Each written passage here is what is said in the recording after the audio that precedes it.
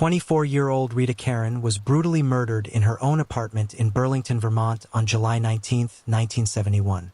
The killer left no clues, no fingerprints, and vanished into thin air. At the time, with forensic and DNA science being not as advanced as it is today, there was not much the police could do. For 52 years the case lay cold and left investigators scratching their heads as they tried to comprehend what had happened. Who killed Rita Karen? How did the police solve the case? Welcome to Cold Case Files, where we shed light on mysterious cases from across the country. Today we are looking at the 52-year-old cold case of Rita Karen that was finally solved in 2019. But first, if you haven't subscribed to our channel yet, please consider hitting the subscribe and like buttons. Let's dive deep into this mystery. Without further ado, today's story takes us to Burlington, a city in the state of Vermont in the United States. It possesses a captivating mix of history, culture, and natural beauty. It's located on the eastern shore of Lake Champlain. The city boasts stunning views of the lake and surrounding mountains. Burlington's fascinating history dates back to its founding in 1785, and its vibrant economy is driven by technology, education, healthcare, and tourism.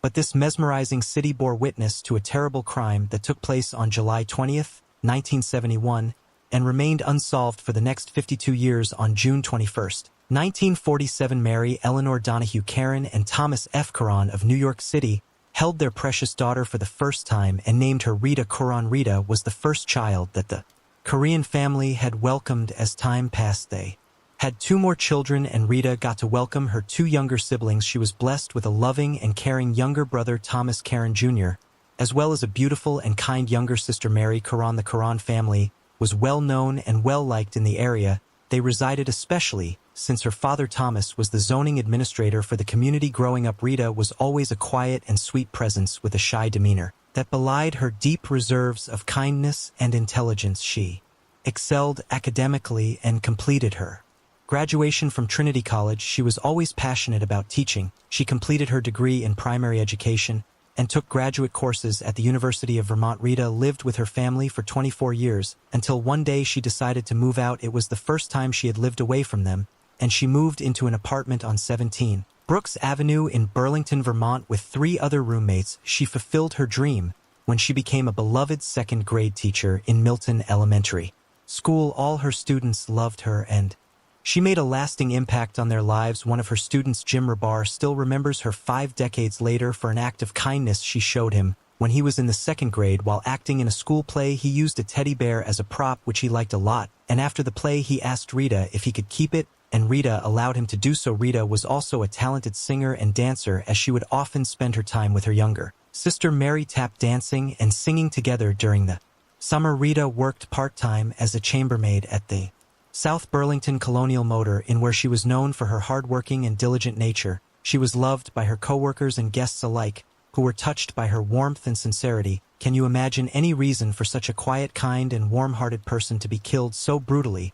What could have been the reason behind her murder? On July 20th, 1971, when Beverly, one of the roommates of Rita, came back home, she had no idea that a horrifying scene was waiting for her. Beverly Lamphere returned back late from a date with her boyfriend at 1 a.m. The 2 other roommates were not staying at the house that night, so it was just her and Rita. As she opened the door, she was immediately hit with the scent of iron, the unmistakable smell of blood. Her eyes adjusted to the darkness, and she saw a figure lying on the ground. As she got closer, she realized it was Rita, lying partially nude with blood all over her body. Her hair was still in curlers, and it looked like she had been preparing for bed when the attack happened. Beverly screamed out for her boyfriend, hoping he could somehow save her friend, but it was already too late. Rita was gone, her life snuffed out in a brutal and senseless act of violence. Beverly's mind raced with questions. Who could do such a thing? Why would someone hurt her dear friend? She immediately called the police, as she was very scared and disheartened. Seeing her friend's demise, the darkness of the night was not comforting, and her mind was racing with thoughts about Rita. She had left her dear friend and roommate just a few hours ago, and Rita had been happy and excited to have the apartment all to herself. The silence of the night was deafening as Beverly and her boyfriend waited for the police to arrive. They couldn't understand why no one had heard anything. No screams, no sound of a struggle. It was like the killer had disappeared into thin air after a short while. The police arrived at the scene and began the investigation. At first, investigators thought that Rita may have been murdered for money, but Rita's purse containing about $20 was found untouched, so it became Clear that a robbery was not the motive. When investigators started to examine the whole apartment, they saw there were bloodstains in the kitchen, which indicated that the murderer could possibly have fled from there. After a thorough examination of the crime scene, the body was sent for an autopsy. The brutality of the attack was evident from the moment that medical examiner Lawrence Harris laid eyes on Rita's lifeless body. Her body was examined carefully, and they found violent bruises that covered her face and head. It was clear that she had fought for her life with everything she had, leaving behind signs of a fierce struggle,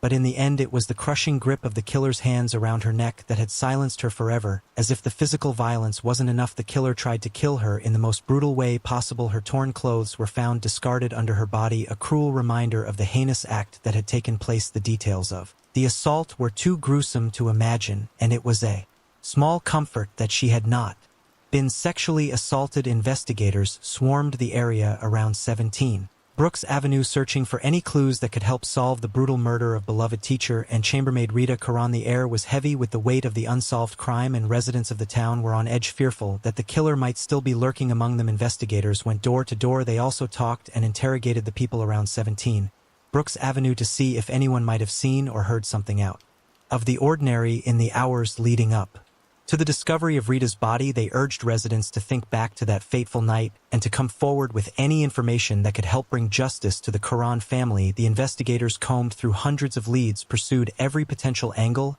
and examined every piece of evidence they could find. Despite their best efforts, they hit a dead end. They found a single cigarette but near Rita's lifeless arm, and they hoped it might provide some kind of a clue to her killer's identity.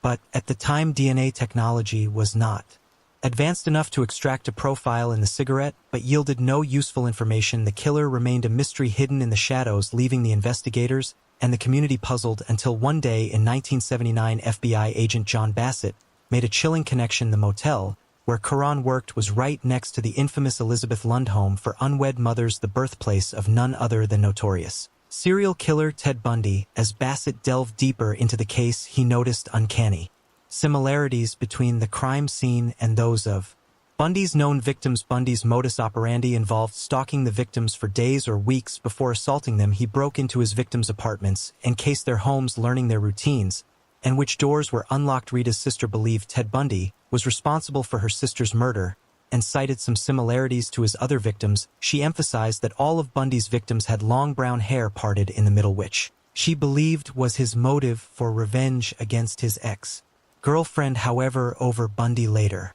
stated that his victims were chosen for their youth and attractiveness and not for specific hair color or style. But after looking into the possible similarities, police found that there were details in this case that did not match Bundy's profile. Burlington Police Chief Kevin Scully stated that Bundy would attack his victims when they were asleep, strangle them with a ligature, and use a weapon to bludgeon them. However, Rita was awake and fought back and was strangled manually with fists. Bundy's crimes were usually planned and involved with the use of a weapon in ligature, but Rita's murder seemed impulsive and only involved the use of hands and fists. Before Bundy's execution on January 24, 1989, he denied committing any murders in Vermont. In the Burlington police stated that they had investigated the possibility of his involvement in the Rita Caron case and concluded that Bundy was elsewhere in the country at the time. Now they were left with no other clues that could lead them to the real killer of Rita, and again the case slowly went cold. For decades, the case of Rita Caron's brutal murder remained a mystery to investigators, but in 2014, a tiny, seemingly insignificant piece of evidence became the key that would unlock the case. It was the cigarette, but carelessly discarded near the victim's body, that had laid forgotten for years. Detectives knew that it was a long shot, but they were able to extract a DNA profile from the cigarette and submit it to the National Criminal Database, but unfortunately no matches were found. It was a puzzling and frustrating dead end, but Detective Lieutenant James Trebb refused to give up. He knew that this DNA profile could be the key to unlocking the case, but he needed to think outside the box. He realized that the person who left that cigarette but may have never had genetic material entered into the database, possibly because they had never been convicted of a felony. Detective Lieutenant James Trebb refused to let the case of Rita Caron's murder go unsolved. In 2019, he made a bold move and gathered a team of experts to review the evidence, taking a fresh approach to the decades-old case. They combed through every piece of evidence with a fine-tooth comb, determined to find the missing puzzle piece that would crack the case wide open. Trebb knew that they needed a new strategy, and they found it in genetic genealogy. They decided to use this cutting-edge technique to analyze the DNA profile found on the cigarette, but discovered at the scene of the crime. They delved deep into DNA databases hoping to find a match for the genetic material that had eluded them for so long. Their hard work paid off when an outside expert in genetic genealogy was able to connect the DNA to relatives of a man named William Darris. The relative they then contacted was the half-brother of Darris, who was willing to give them his DNA sample, and his DNA helped to finally conclude with certainty that Darris was the one who left behind the cigarette but found at the scene of the crime. When police looked into Darris's whereabouts at the time of the murder, they found he was living 2 floors above Rita's apartment at 17 Brooks Avenue. With this breakthrough, they finally had the key to unlock the mystery of Rita Caron's murder. The investigation proceeded, and investigators now found additional DNA evidence on Caron's ripped housecoat that matched the DNA on the cigarette, but found near her body. This discovery strengthened the case against Darris, as it linked him to the crime scene in a more concrete manner. They then looked into his past and found out that William Darris was married to Michelle in the summer of 1971 in Burlington. Just about 2 weeks before the murder, they were newlyweds who were living in the same building just 2 floors above Rita Caron when she was brutally murdered in 1971. Furthermore, investigators were able to re-interview Darris's then wife, who had previously lied about his alibi when they had interviewed her during the initial investigation, and she admitted to her falsehood. She told them that she had been threatened by Darris to say that they were together on the night of the murder, but the truth was that they had had an argument and Darris went outside for a walk to try and cool down. She had no idea about what happened when Darris was gone. Her admission was a key factor in the investigation, as it helped to establish Darris's guilt beyond any reasonable doubt. She also told them that shortly after the crime, Darris had left her and moved to Thailand to become a monk. 3 years later, he resurfaced in San Francisco, where he met his second wife, Sarah Hepting. Detectives contacted Sarah, his second wife, as well, and asked her about Darris. Sarah's account of Darris was chilling. She told Burlington police that he once stabbed a woman right in front of her, but luckily she survived the attack. In addition, she revealed that he had tried to strangle her in the same manner that Caron was killed. All of this, along with evidence found against him in the confession of his first wife, was enough for the police to be sure that they had their culprit. But sadly, despite the victory in solving the case, the day was bittersweet for the police, as when they looked into Darris, they learned that he had already died of a drug overdose in 1986. The news of the breakthrough in Rita Caron's murder case sent shockwaves through the community, bringing a mix of emotions for those who knew her and those who had only heard of her through stories from Mary Campbell, Karen's sister. The case had haunted her family for generations. "We now have 2 generations in our family who never knew her," she said with a heavy heart, but through the tears and the pain there was a glimmer of hope. Thomas Karen, Rita's brother, found solace in the support of his loved ones. "I pray to my parents and I pray to Rita. My wife Nancy tells me we will get through this. We are Caron strong," he said, and his voice was filled with determination. As news of the arrest spread, messages of praise and gratitude poured in from all corners. Former Burlington Police Chief Brandon Del Pozo, who had worked on the case, expressed his admiration for the hardworking detectives who never gave up. "This is one of those cases where I regretted that I couldn't find the killer, but I'm so proud of the Burlington Police Department," he said, and his voice was filled with pride. Jim Rabar, the former student of Caron, spoke as well, saying, "She was beautiful from the inside out. She told me that I could keep the teddy bear, and I still have the teddy bear. I just can't find it," he said with a heavy heart. Rabar's sentiment was echoed by many in the community who remembered Caron as a dedicated teacher who had a passion for education and helping others learn. Her legacy will continue to live on in the hearts and minds of those who knew her and those who only know her through the stories that have been passed down through generations. We hope you've enjoyed this gripping story of how this cold case was solved after more than 50 years. The tireless efforts of investigators and the advancements in forensic technology have allowed this case to finally be solved, bringing closure to the loved ones of the victim. Now, we want to hear from you. What are your thoughts on this case? Were you impressed by the way it was finally solved? Share your opinions in the comments section below, and don't forget to like, share, and subscribe to our channel for more captivating true crime stories. On June 26, 2001, just a day before her birthday, a 52-year-old Caucasian woman, Karen Moore, left her residence in Davie, Florida at 7 p.m. and would never return home. The next day, her 8-year-old daughter, Christina, would come home from summer camp for her mother's birthday, but her mother would not be there to pick her up. Where could Karen have gone? Was there any foul play involved? Would she ever come back? These were questions that troubled Christina for 22 long years, until now. Welcome to Cold Case Files, where we bring to you the stories of America's notorious cold cases. Today. We are looking at the 22-year-old cold case solved in 2023 by the depths of history. But first, if you haven't subscribed to our channel, please hit the subscribe and like buttons now. Without any further ado, let's dive into the mystery. Davie, a homey suburban town in the Broward County of Florida, offers the comfort of a close-knit community and the vibrancy of Western-themed attractions. The evergreen sunshine, warm climate, and the proximity to beaches are attraction points for tourists as well as residents. It is famous for housing college students, as Davie is the hub of multiple university campuses, home to over 110,000 people. Davie provides abundant recreational activities, quality education, and neighborly living situations, and it is here in Davie that our case begins today. Thomas Stewart Moore and Olga Charlotte Moore were blessed with a baby girl on June 27, 1948. They named her Karen Elizabeth Moore. She also had a sister named Pam. As she grew up, Karen enjoyed cooking, hiking, sailing, and playing the piano. Karen had a keen interest in traveling. Since her childhood, nobody would have predicted that she would travel away one day and never come back. She completed her Associates of Art degree in 1968 and graduated as a Bachelor of Science, majoring in nursing in 1979. In 2001, at the age of 53, Karen Elizabeth Moore was going through a divorce with her husband. She had a restraining order against him. They had an 8-year-old daughter together named Christina, who Karen got full custody of before she went missing. Karen was employed as a nurse at the Edge Point Estates retirement community in Boca Raton, but even though she worked full-time, she never compromised on providing a quality childhood for Christy. She made sure to give Christina the best years of her life. Christina, too, remembers Karen as a dedicated mother.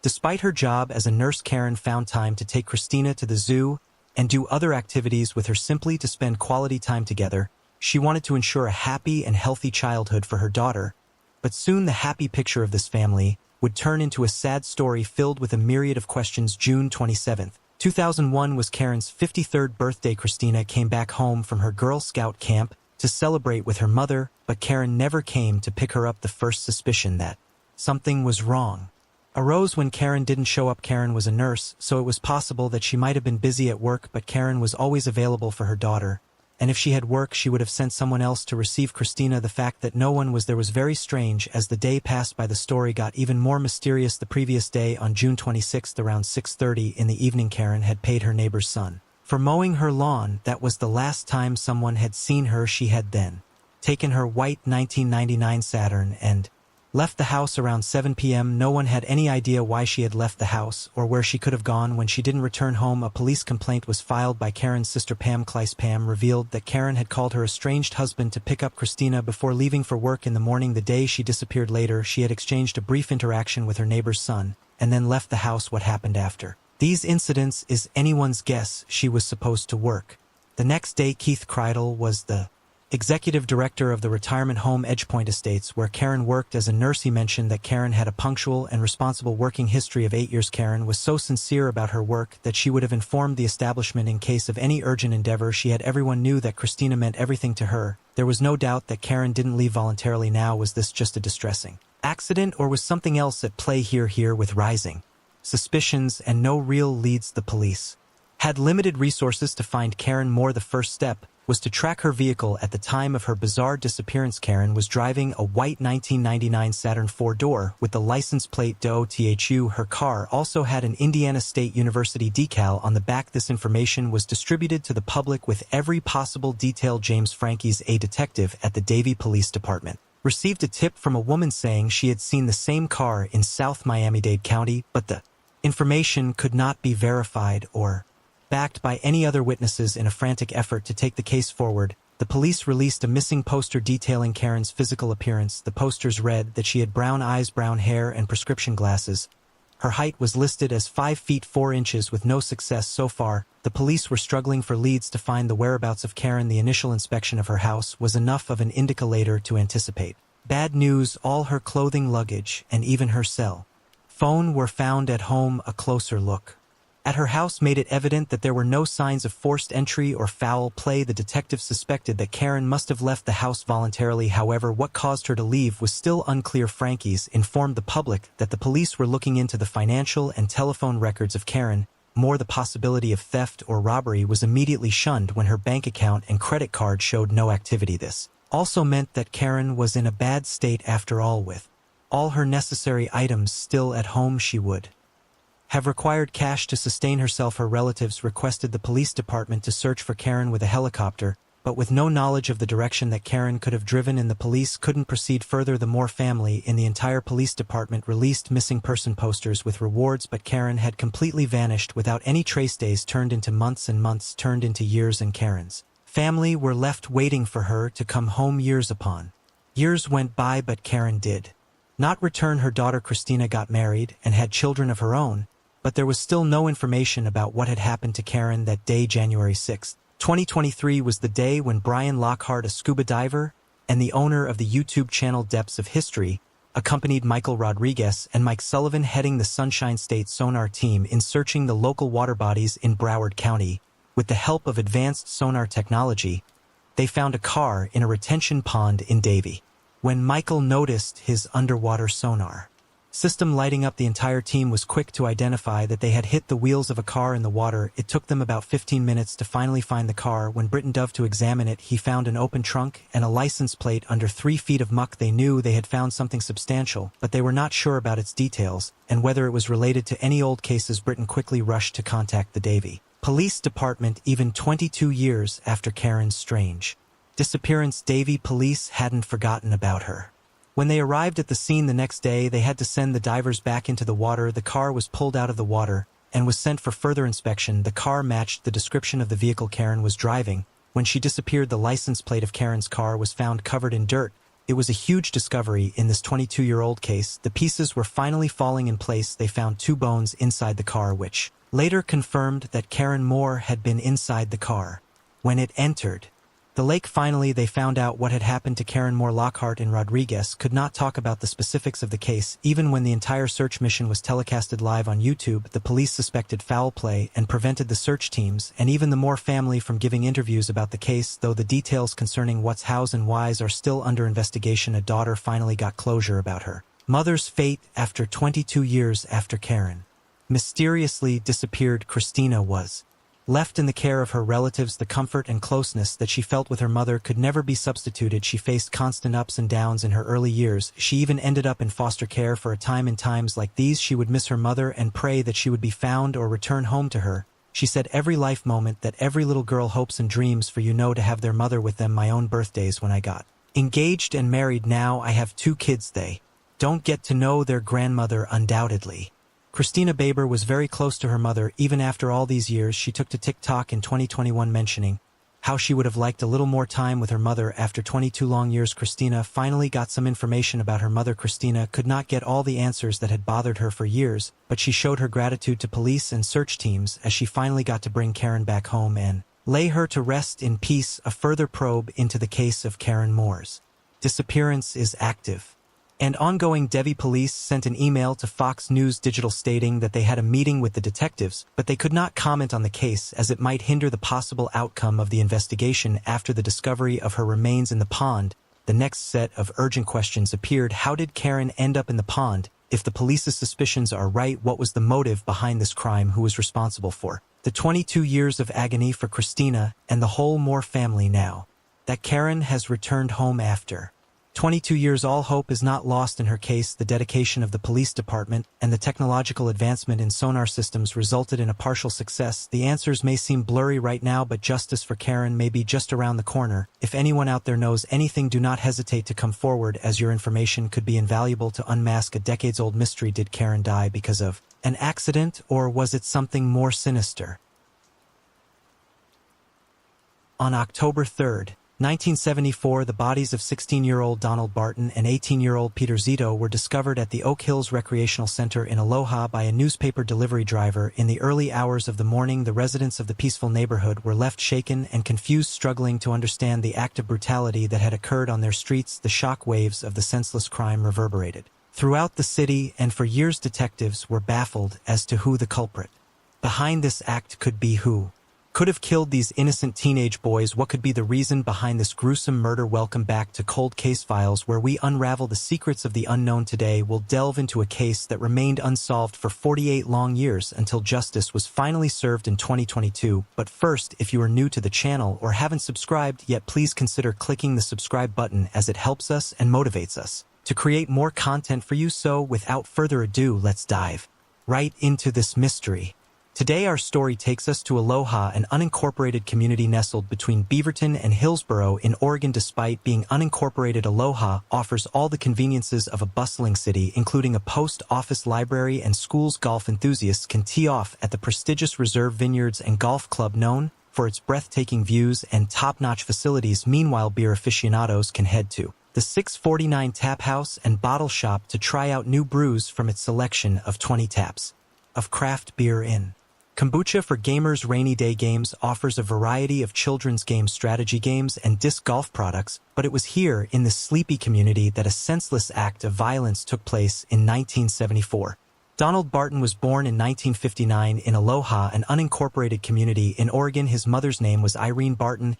He went to Aloha High School and used to live with his family. Barton was a great hockey player and used to play for his high school. Barton also used to work at bustling Black Angus restaurant part-time, and at night he worked at Recreational Center. Peter Zito was born in 1957 in Aloha. He was a student of Aloha High School. Zito too had an interest in ice hockey and used to practice it whenever he had time. Zito also used to work at the Recreational Center at night with Barton. Not much is known about his personal history, but an interview with his elder sister Barbara Zito sheds light on his personal life. According to those who knew him best, he used to cherish the simple joys of life. Zito was a gentle boy who had a deep affection for his 1956 Oldsmobile and the 4 feline members of his family. Though he had dropped out of Aloha High School and taken up a job as a dishwasher, he held on to aspirations of obtaining his diploma through Portland Community College.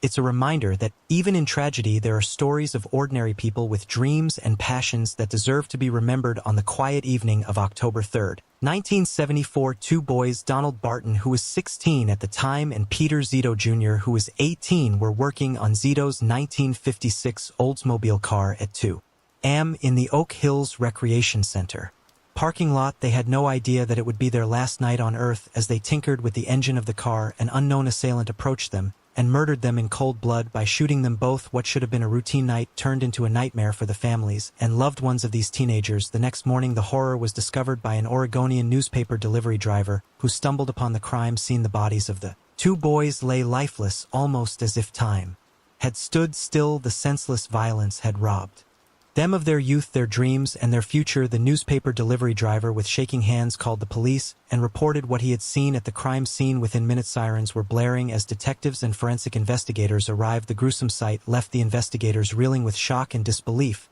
but without wasting any time, they started the inspection of the crime scene carefully, and with a closer inspection it was clear that Donald Barton had been working on the 1956 Oldsmobile in the parking lot under the hood of a car when he was ruthlessly shot in the back of his head. His body was found slumped over the open hood of the car, as if he had been taken by surprise while working on the engine. Next to the Oldsmobile laid the body of Peter Zito Jr., who likely got out from the back seat of the car to see what had happened to Donald and was shot in the forehead. He had been found lying on the ground next to the driver's door. The proximity of the 2 bodies suggested that the killer had struck without warning and that the victims had been unable to defend themselves against the attacker. After gathering all the information from the crime scene, the investigators then interviewed anyone who had been near the recreation center on the night of the murders. They followed up on every possible lead, no matter how insignificant it might have seemed. They asked everyone who lived nearby if there were any screams that they heard or any abnormal activity that they encountered on the night of the murder. The investigators worked tirelessly to gather any leads that could help them solve the case. They found that the teenage boys were shot in the head with a .22 caliber gun. As their investigation proceeded, they learned that Barton had a rivalry with a 17-year-old co-worker named Chris at the bustling Black Angus restaurant in Hillsboro. Nobody quite knew what the root of their feud was, but it was evident that there was tension in the air between the 2 of them. Despite Chris being the prime suspect in the minds of many, the police had to move carefully in their investigation because they knew they could not risk making any mistakes. Investigators thought Chris had a motive for the murder, but without any concrete evidence, they decided to pursue another suspect. During the investigation of the Oak Hill murders, a man came forward and informed the investigators that he had witnessed an assault on Joseph Amir Wilson at the recreation center on the night of the murder. Investigators believed that Wilson could have mistaken the boys for someone else and shot Zito and Barton in retaliation for the assault. The case of the Oak Hill's double murder took a puzzling turn when Joseph Amir Wilson, who was 18 years old, and also a student of Aloha High School, was arrested and charged with the brutal killings of Donald Barton and Peter Zito Jr. As investigators delved deeper into the case, they stumbled upon a cache of weapons and knives at the home of Wilson. More than 100 knives and an array of guns were found during a search of his residence. Among the weapons was a loaded .38 caliber gun hidden under Wilson's pillow. When investigators questioned him about the weapons, Wilson explained that they belonged to his late father. While his explanation was being investigated, all the guns were sent for testing, and it was revealed that none of the guns were a match for the one used in the brutal murders of Zito and Barton. The investigation continued as they tried to piece together the mystery of who was responsible for the heinous crime, while Wilson vehemently denied any involvement in the crime. The investigators were not ready to release him and continued their investigation. The more investigators delved into the case, the more they began to question whether Wilson was truly guilty. As the case proceeded, Wilson's defense team presented a compelling argument that he was not responsible for the deaths of Barton and Zito Jr. The prosecution's case was built on circumstantial evidence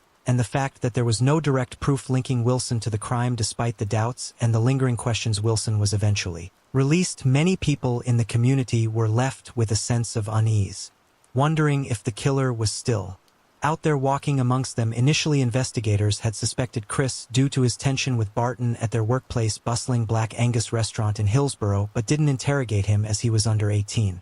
They focused on Wilson, another suspect, but when he was found innocent, this brought their attention back to Chris. This time, they investigated Chris further. When Chris was arrested for theft, the investigators found a .22 caliber gun in his car, sparking new hope for a break in the case. The gun was then sent for testing to see if it was the same gun used in the murder of the two boys. Despite the promising lead, the gun could not be matched to the bullets at the crime scene, once again leaving investigators at a dead end. As the months turned into years, the case went cold and the families of the victims were left with no answers and no justice. The case remained unsolved, leaving everyone in the doubt of the truth about what happened on that fateful night and if it would ever come to light. The Washington County Sheriff's Office was determined to close this cold case and decided to reopen the investigation in 2022 and rerun ballistics of the .22 caliber gun that had been used to shoot the two innocent teenage boys Barton and Zito. The detectives had suspected Chris back then, but they couldn't match the gun found in his possession to the murder scene. However, with advances in forensic technology with congruent matching cells technology, they finally confirmed that the same gun was used to commit both murders and that it had a match in the system that had been used to carry out another murder in 1979. When police looked into the owner of who this gun was, they were shocked at the identity of the owner. It was none other than Chris, the teenager who police had suspected all those years ago. Investigators now took an in-depth look into where Chris was now to see what he had done in the years following the murders. Mark Allen, Chris, finally identified as the culprit for the double murder case, was 65 years old now and was living in Aloha, the small community that was located 12 miles west of Portland.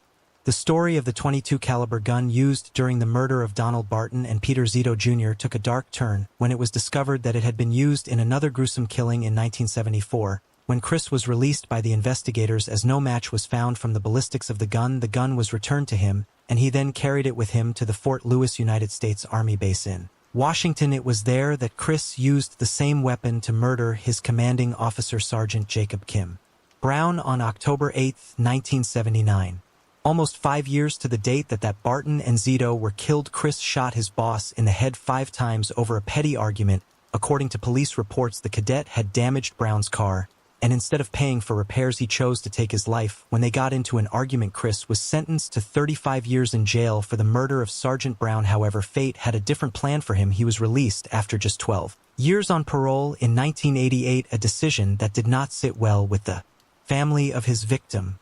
But this time in 2022, when the case reopened, he was finally out of luck, and when the match was found, it was announced that this was the same .22 caliber gun that was used in 1974 to kill Zito and Barton at the recreational center. Chris, who had been living in Aloha, a small community located 12 miles west of Portland, was arrested on November 2, 2022 and charged with 2 counts of second-degree murder. The news of his arrest sent shockwaves throughout the town, and people could not believe that justice had finally been served. After all these years, the arrest of Chris and the confirmation of the gun match marked a historic moment, with the Bureau of Alcohol, Tobacco, Firearms, and Explosives describing it as the oldest known match nationwide that they have ever confirmed. It was a long-awaited moment for the families of Donald Barton and Peter Zito Jr., who had waited for almost 5 decades for justice to be served. The reopening of this case and the arrest of the suspect was a testament to the hard work and dedication of the detectives who had never given up on bringing the killer to justice. It also gave hope to other families of victims of cold cases that justice may still be possible no matter how long it takes. The families of the victims have been waiting for this moment for decades, and their unwavering devotion to finding justice for their loved ones has finally paid off. The sheriff's office wanted to recognize their commitment and the courage it took to keep fighting for so many years. However, in their quest for justice, the sheriff's office inadvertently wronged an innocent man. Joseph Amir Wilson was arrested and charged for the murders just hours after they happened, but it was clear he was innocent. The charges against him were dropped, but the damage had been done. The sheriff's office formally apologized to any relatives of Wilson for this injustice in hopes that someday they can make a personal direct apology. The case was a team effort with multiple agencies working together to bring closure to the families and justice for the victims. The Oregon State Crime Lab, the Pierce County Sheriff's Department, the ATF, and the CIA all played a crucial role in solving this case. The sheriff's office hopes that the families of the victim can find peace now that the killer has been brought to justice. The pain of losing a loved one never truly goes away, but knowing that the person responsible has been held accountable can provide some solace. In the news conference, Sheriff Pat Garrett stepped up to the podium, his eyes scanning the room until they fell on the families of the victims.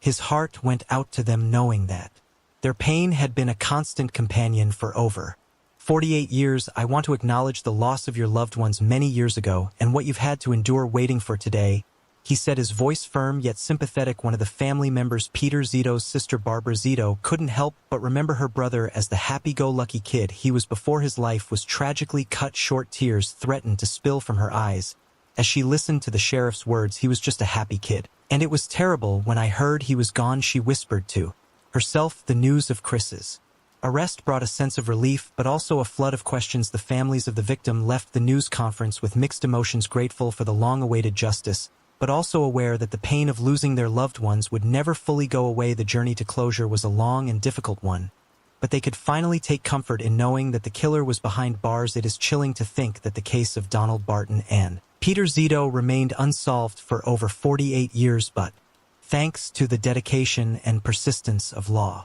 enforcement and forensic investigators, justice was finally served. It is a reminder that no matter how long it takes, the truth will always come to light. More than 20 years, the case of Army Private Amanda Gonzalez, who was only 19 and pregnant when she was found strangled in her barracks on November 3, 2001, has remained unsolved despite efforts to find her killer. The trail had gone cold for many years. Who could potentially be responsible for the murder of an Army private? Was it someone from her barracks or an outsider? During the Cold War, Hanau, Germany was developed into a significant United States Army aviation center referred to as Flaggerhorst Army Airfield. In 1952, various construction ventures were initiated to reestablish the airfield's military identity. These initiatives included the construction of barracks, hangars, administrative buildings, and other facilities necessary to support the military personnel and their aircraft. As a result, Hanau became an essential facility for the U.S. military during the Cold War. Amanda was born on December 8, 1981 in Hearn, Robertson County, Texas, to her parents Gloria and Santos Gonzalez. Unfortunately, their parents separated when she was still young, yet Amanda wasn't deprived of fatherly love in her life. Her mother Gloria met a man and got married to him from 1986. When she was just 5 years old, she lived with her stepfather Michael Bates. Amanda spent her formative years in Madisonville, Texas, excelled academically throughout high school, and harbored a passion for becoming a pediatric physical therapist. Private Gonzalez possessed a desire to explore the world, hence when the chance to enlist in the Army and serve in Europe after she graduated Madisonville High School in 2000 came up. Amanda seized it without hesitation. Gloria recollected her daughter saying in March 2001 Amanda was deployed to Germany in the picturesque German town of Flaggerhorst, where the sounds of military drills and aircraft filled the air. Amanda Gonzalez would spend the following months honing her skills as a cook in the U.S. Army away from her home. In the Lone Star State of Texas, Amanda felt a sense of excitement and adventure, eager to take on new challenges and opportunities. In November of 2001, which was her first assignment in the Army, Amanda was assigned to Headquarters Supply Company of the 127th Aviation Support Battalion. As a cook, Amanda was anxious and happy to tell her mother about her pregnancy, so she picked up the phone and decided to tell her immediately. With a trembling voice, she revealed to her beloved mom that she was expecting a child despite being only 19 Years old and on her first assignment in the Army, despite the shock and unexpected news, Amanda's mother, Gloria Bates, could sense the joy and anticipation in her daughter's voice as she shared her plans to name the child Alicia Marie. As Amanda navigated the challenges of being a young pregnant soldier in a foreign land, she knew that the love and support of her family back home would be her guiding light, and so, with a heart full of hope and determination, Amanda embraced this new chapter in her life, ready to face whatever lay ahead with courage and resilience. As Miss Bates also mentioned, Private Gonzalez made the most of her leisure time by exploring German castles and taking a road trip to Paris with her friend. However, she confided in her cousins that she was a victim of bullying by some female counterparts on the military base who were eager to engage in physical confrontations. Undeterred, Private Gonzalez demonstrated remarkable courage and defended herself and others against these bullies. Miss Bates said that they referred to her as firecracker because she was always prepared to explode. She added that her daughter was self-reliant and took care of herself, so she believed that she put up a strong resistance. On November 3, 2001, Army Private Amanda Gonzalez was just 19 years old and 4 months pregnant when she did not report for work, which was highly unlike Amanda. Soldiers broke down the door to her barracks and found her lifeless body. She had been strangled, and her death was considered a brutal and violent crime. Her death was classified as a homicide caused by suffocation. According to the FBI, she was 4 months pregnant. The investigation into her death likely involved interviews with her colleagues and friends, forensic analysis of the crime scene, and other methods of evidence gathering. However, it appears that none of these efforts were able to lead to a breakthrough in the case. In the trail of her killer went cold despite an investigation by military authorities and the civilian police. Her killer was not identified, and the case remained unsolved for over 2 decades. This means that the person or persons responsible for her death have remained at large for longer than Amanda Gonzalez lived, which is a tragic and sobering realization. The fact that this case remained unsolved for so long is a reminder of the devastating impact that violent crime can have on individuals, families, and communities. It also highlights the challenge that law enforcement agencies face when trying to solve crimes, particularly when evidence is scarce or leads are few and far between. For 20 long years, the family of the victim was left in a state of unrelenting despair and unimaginable agony. The perpetrator of the heinous crime, the culprit who took away the life of an innocent woman, remained free and unpunished, while the loved ones of the victim were left to pick up the shattered pieces of their lives. Despite the unbearable pain and anguish that she was forced to endure, Gloria refused to let the memory of her daughter fade away into obscurity. She valiantly fought to keep the investigation alive, tirelessly seeking justice for her child who was taken away from her far too soon. With unwavering determination, the mother wrote letters to members of Congress begging them to take action and bring the perpetrator to justice. She even reached out to popular television shows like Dr. Phil and America's Most Wanted, hoping that the wider exposure would help to turn up new leads and bring the killer to justice. But despite all of her efforts, justice remained elusive. The years continued to tick by, and still no one was charged with the crime. It is difficult to imagine the pain and heartbreak that Gloria Bates and her family must have felt, knowing that the person responsible for their loved one's death was still out there free to live their life without any consequences. The Army commemorated the 10th anniversary of Private Gonzalez's death in 2011 by offering a $125,000 reward for information. Army investigators were hoping that the reward would encourage people to come forward with any relevant information that could help solve the case. CID spokesman Chris Gray stated that keeping the reward to $125,000 demonstrated their determination to solve the case and bring the responsible person or persons to justice. He further added that they were confident that someone out there had information regarding the untimely death of the soldier and her unborn child, and that they were not giving up. Gray strongly encouraged anyone with information to contact them immediately. Despite the offered reward, no progress was made in solving the case. It remains unsolved or cold. The FBI allegedly called Gloria 22 years after the murder to inform her that an arrest had finally been made. Unfortunately, the specifics of how police located and arrested the perpetrator have not been made public. Authorities detained 42-year-old former soldier Shannon L. Wilkerson on February 23, 2023 on suspicion of killing Gonzalez. They announced he was later discovered to have been a member of the armed forces during the time of Gonzalez's demise. He was discharged from active duty in 2004, just 3 years after. On July 5, 1966, in Pecos, Texas, a young couple checked into the Ropers Motel under the name Mr. and Mrs. Russell Batten, but soon after they found themselves caught up in a shocking tragedy that would leave one of them dead.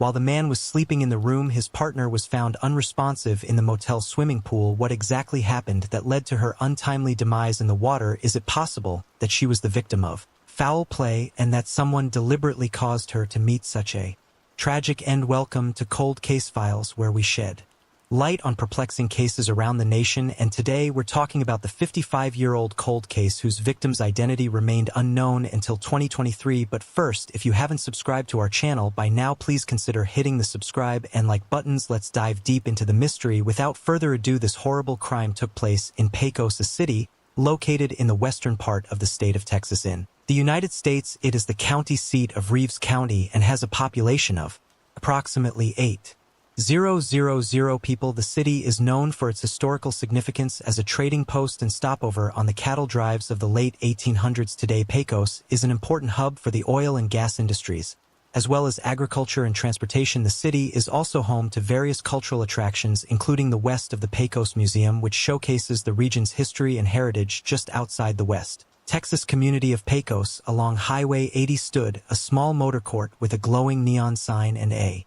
single level covered in Spanish tile. The motel was a popular spot for oil field workers and truck drivers passing through the area. Sandy Moore, a 15-year-old girl from Clovis, New Mexico, was spending her summer at the motel run by her grandparents. As part of her duties, she worked at the front desk, cleaned rooms, and even waited tables at the on-site cafe. On July 5, 1966, Sandy noticed a couple who had registered under the names Mr. and Mrs. Russell Batten earlier that same day relaxing in plastic chairs next to the pool at the Ropers Motel. The man was enjoying a beer while the woman sipped on soda. She had long dark hair and was wearing a red one-piece bathing suit. The man was slim with a blonde crew cut and looked around 10 years older than his companion. Moore was at the motel office about 3 hours after she first encountered the Battens when a distressed maid hurried in and frantically tried to communicate with her in weak English. The maid then accompanied Moore to the pool, where she made a startling discovery. At the bottom of the deep end, about 12 feet underwater, a woman was lying face down. Moore entered the scene completely clothed because no one else was nearby until a hotel guest who had been drawn by the ruckus leapt in to aid. She had twice failed to bring the body to the surface. Together, they were able to lift the woman out of the pool. It was Mrs. Batten. Moore started CPR as an ambulance was called. When a different hotel staff member entered the Battens' room, he discovered Russell, who appeared to be sleeping. His wife was en route to the nearby Reeves County Memorial Hospital by the time he arrived at the pool.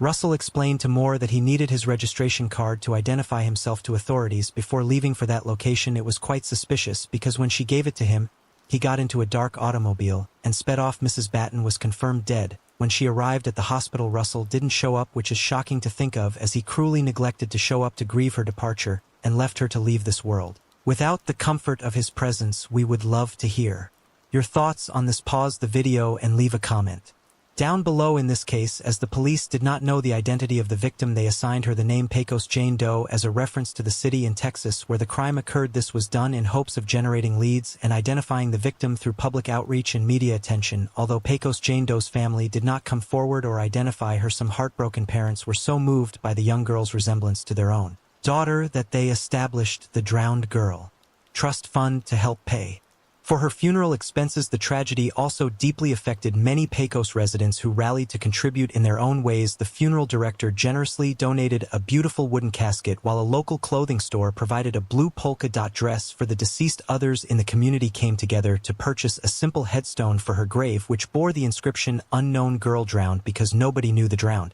woman's religion. Her funeral service, attended by about 50 locals, was conducted by both a Catholic priest and a Protestant minister. 3 sheriff's deputies and 3 police officers served as pallbearers. The minister conveyed to the mourners that the girl was not known to them, but they were certain that she was known to God. He hoped that if there was someone who cared for her, they would know that she was now surrounded by love and care. The unidentified woman's body was buried in the Fairview Cemetery, which was owned by the city and located across the street from Pecos High School.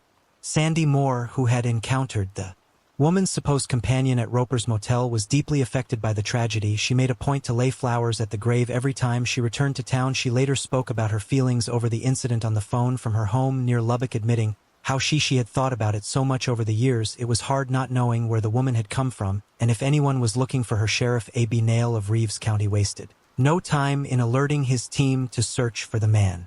However, the investigation was off to a rough start.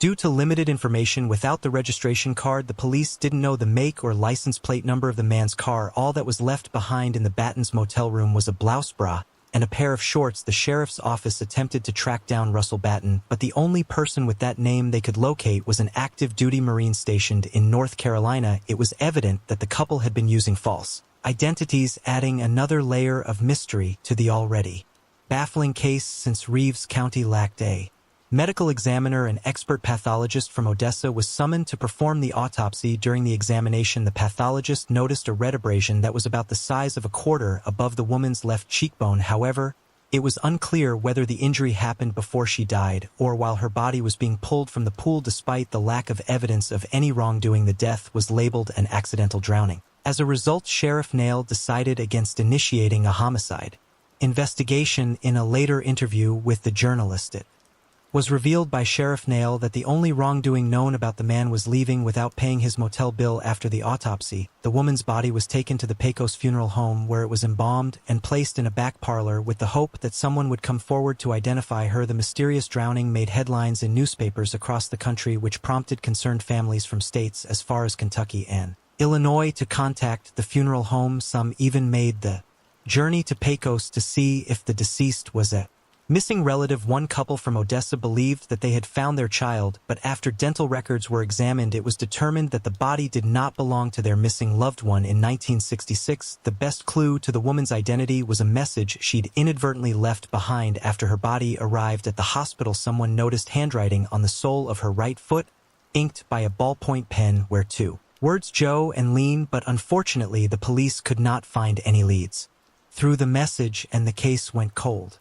The absence of a national clearinghouse for missing and unidentified persons caused delays in investigations. In response, a cold case investigator named Todd Matthews founded the volunteer-run Doe Network in 1999. They compiled the database of missing persons and unidentified bodies, receiving hundreds of tips a year and helping solve nearly 100 cases. The Justice Department created the National Missing and Unidentified Persons System, NAMIS, in 2007, partly inspired by the Doe Network. Todd Matthews, who founded the Doe Network, was appointed as Nemesis Director of Communications and Outreach. According to Todd Matthews, he has always had a soft spot for unidentified victims, as they tend to receive less attention from the police the longer they remain unnamed. Often there is no one advocating for them and officers have limited information to work with. Matthews explained that taking on the challenge of identifying an unknown victim is not desirable, particularly when there is no family complaining. He added that with an unidentified body, there is no one to complain, as they are already buried. He became interested in the Pecos Jane Doe case and thought that it was time to revisit and further investigate the case. In 2019,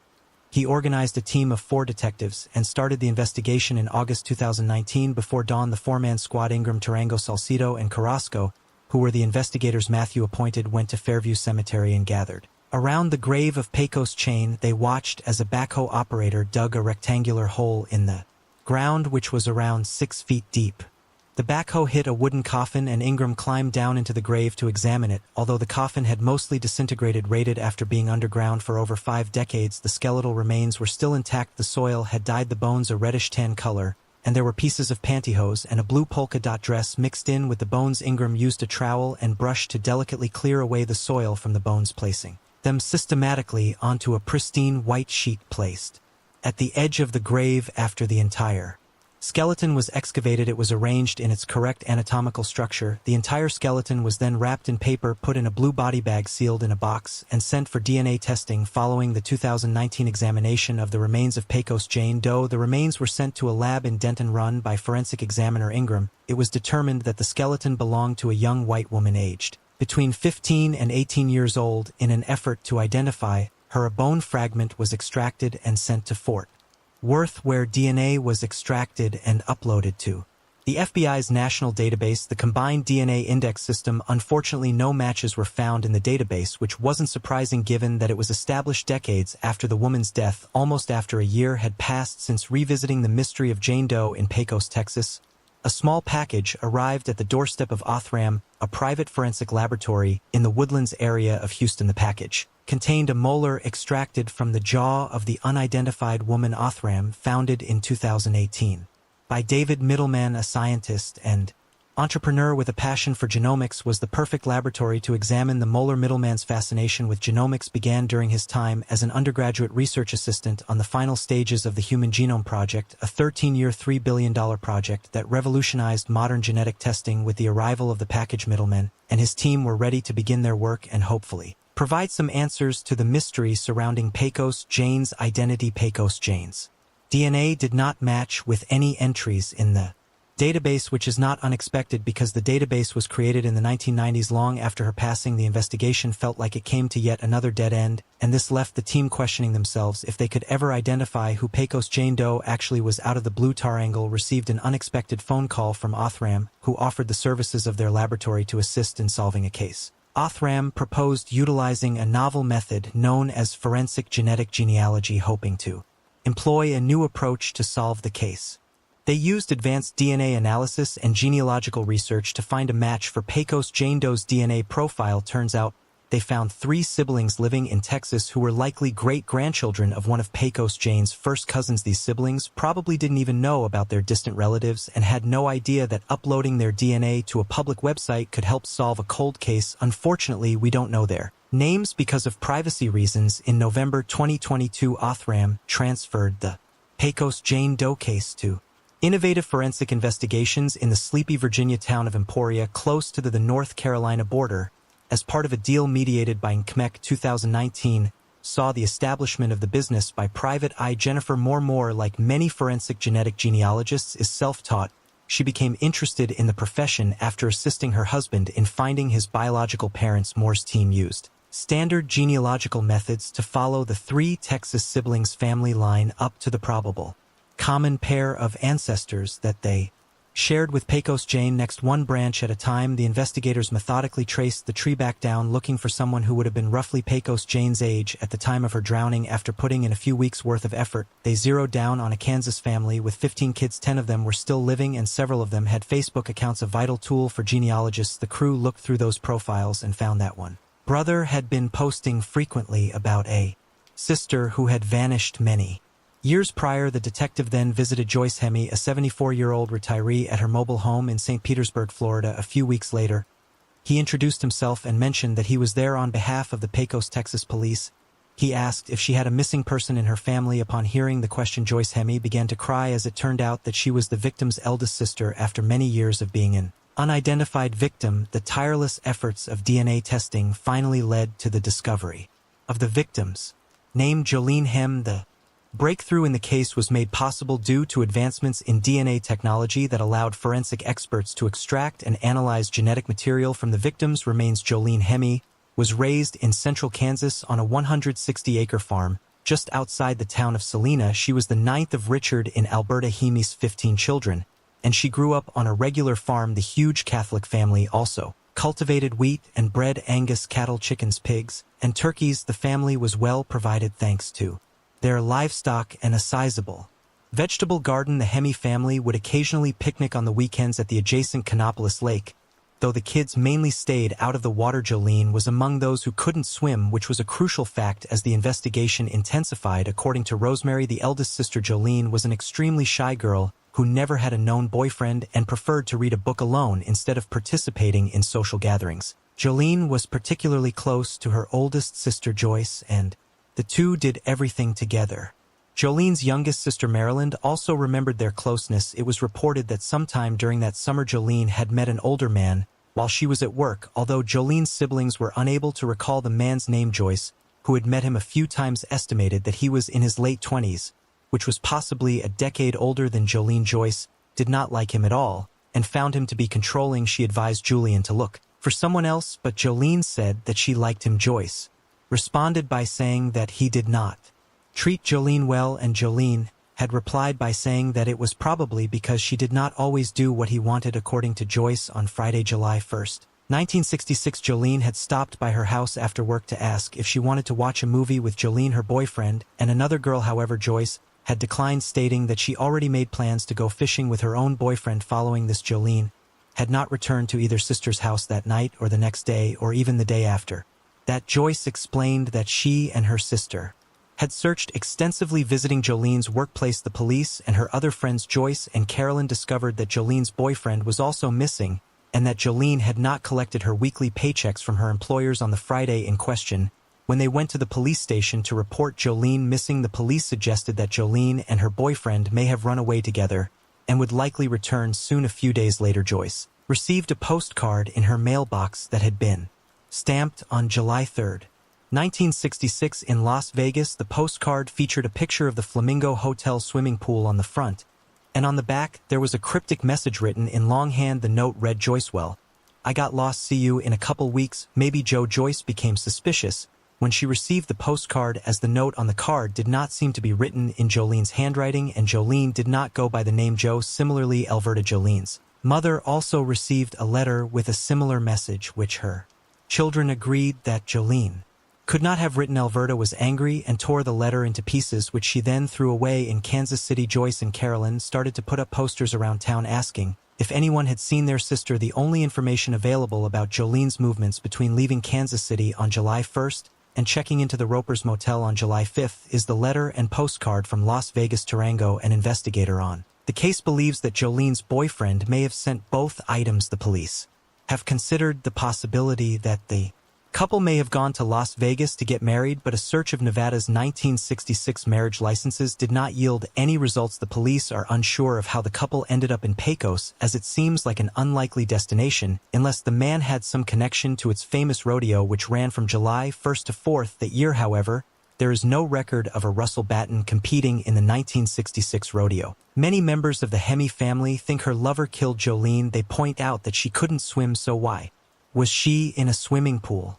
The biggest unsolved question in Jolene's case pertains to the identity of the man who was with her at the Ropers Motel. If he is still alive, he would likely be in his 80s now. Several members of the Hemme family have voiced their belief that he was responsible for Jolene's murder. Their argument is based on the fact that Jolene couldn't swim, so why would she be in the motel pool? Moreover, there was an abrasion found on the side of her head. Sandy Moore, the granddaughter of the motel owners, remembers seeing broken glass around the pool when she pulled out Jolene's body. It's plausible that the man could have hit Jolene with a beer bottle during an altercation, which caused her to fall into the pool and drown. However, it is perplexing that he did not flee the scene immediately after the incident. It's possible that he did not intend to harm Jolene and only panicked after realizing that she had drowned accidentally. Subsequently, he decided to disappear. It is considered an act of extreme cruelty that the man who was with Jolene at the motel has not come forward with any information in the past 55 years whether or not he is responsible for her death.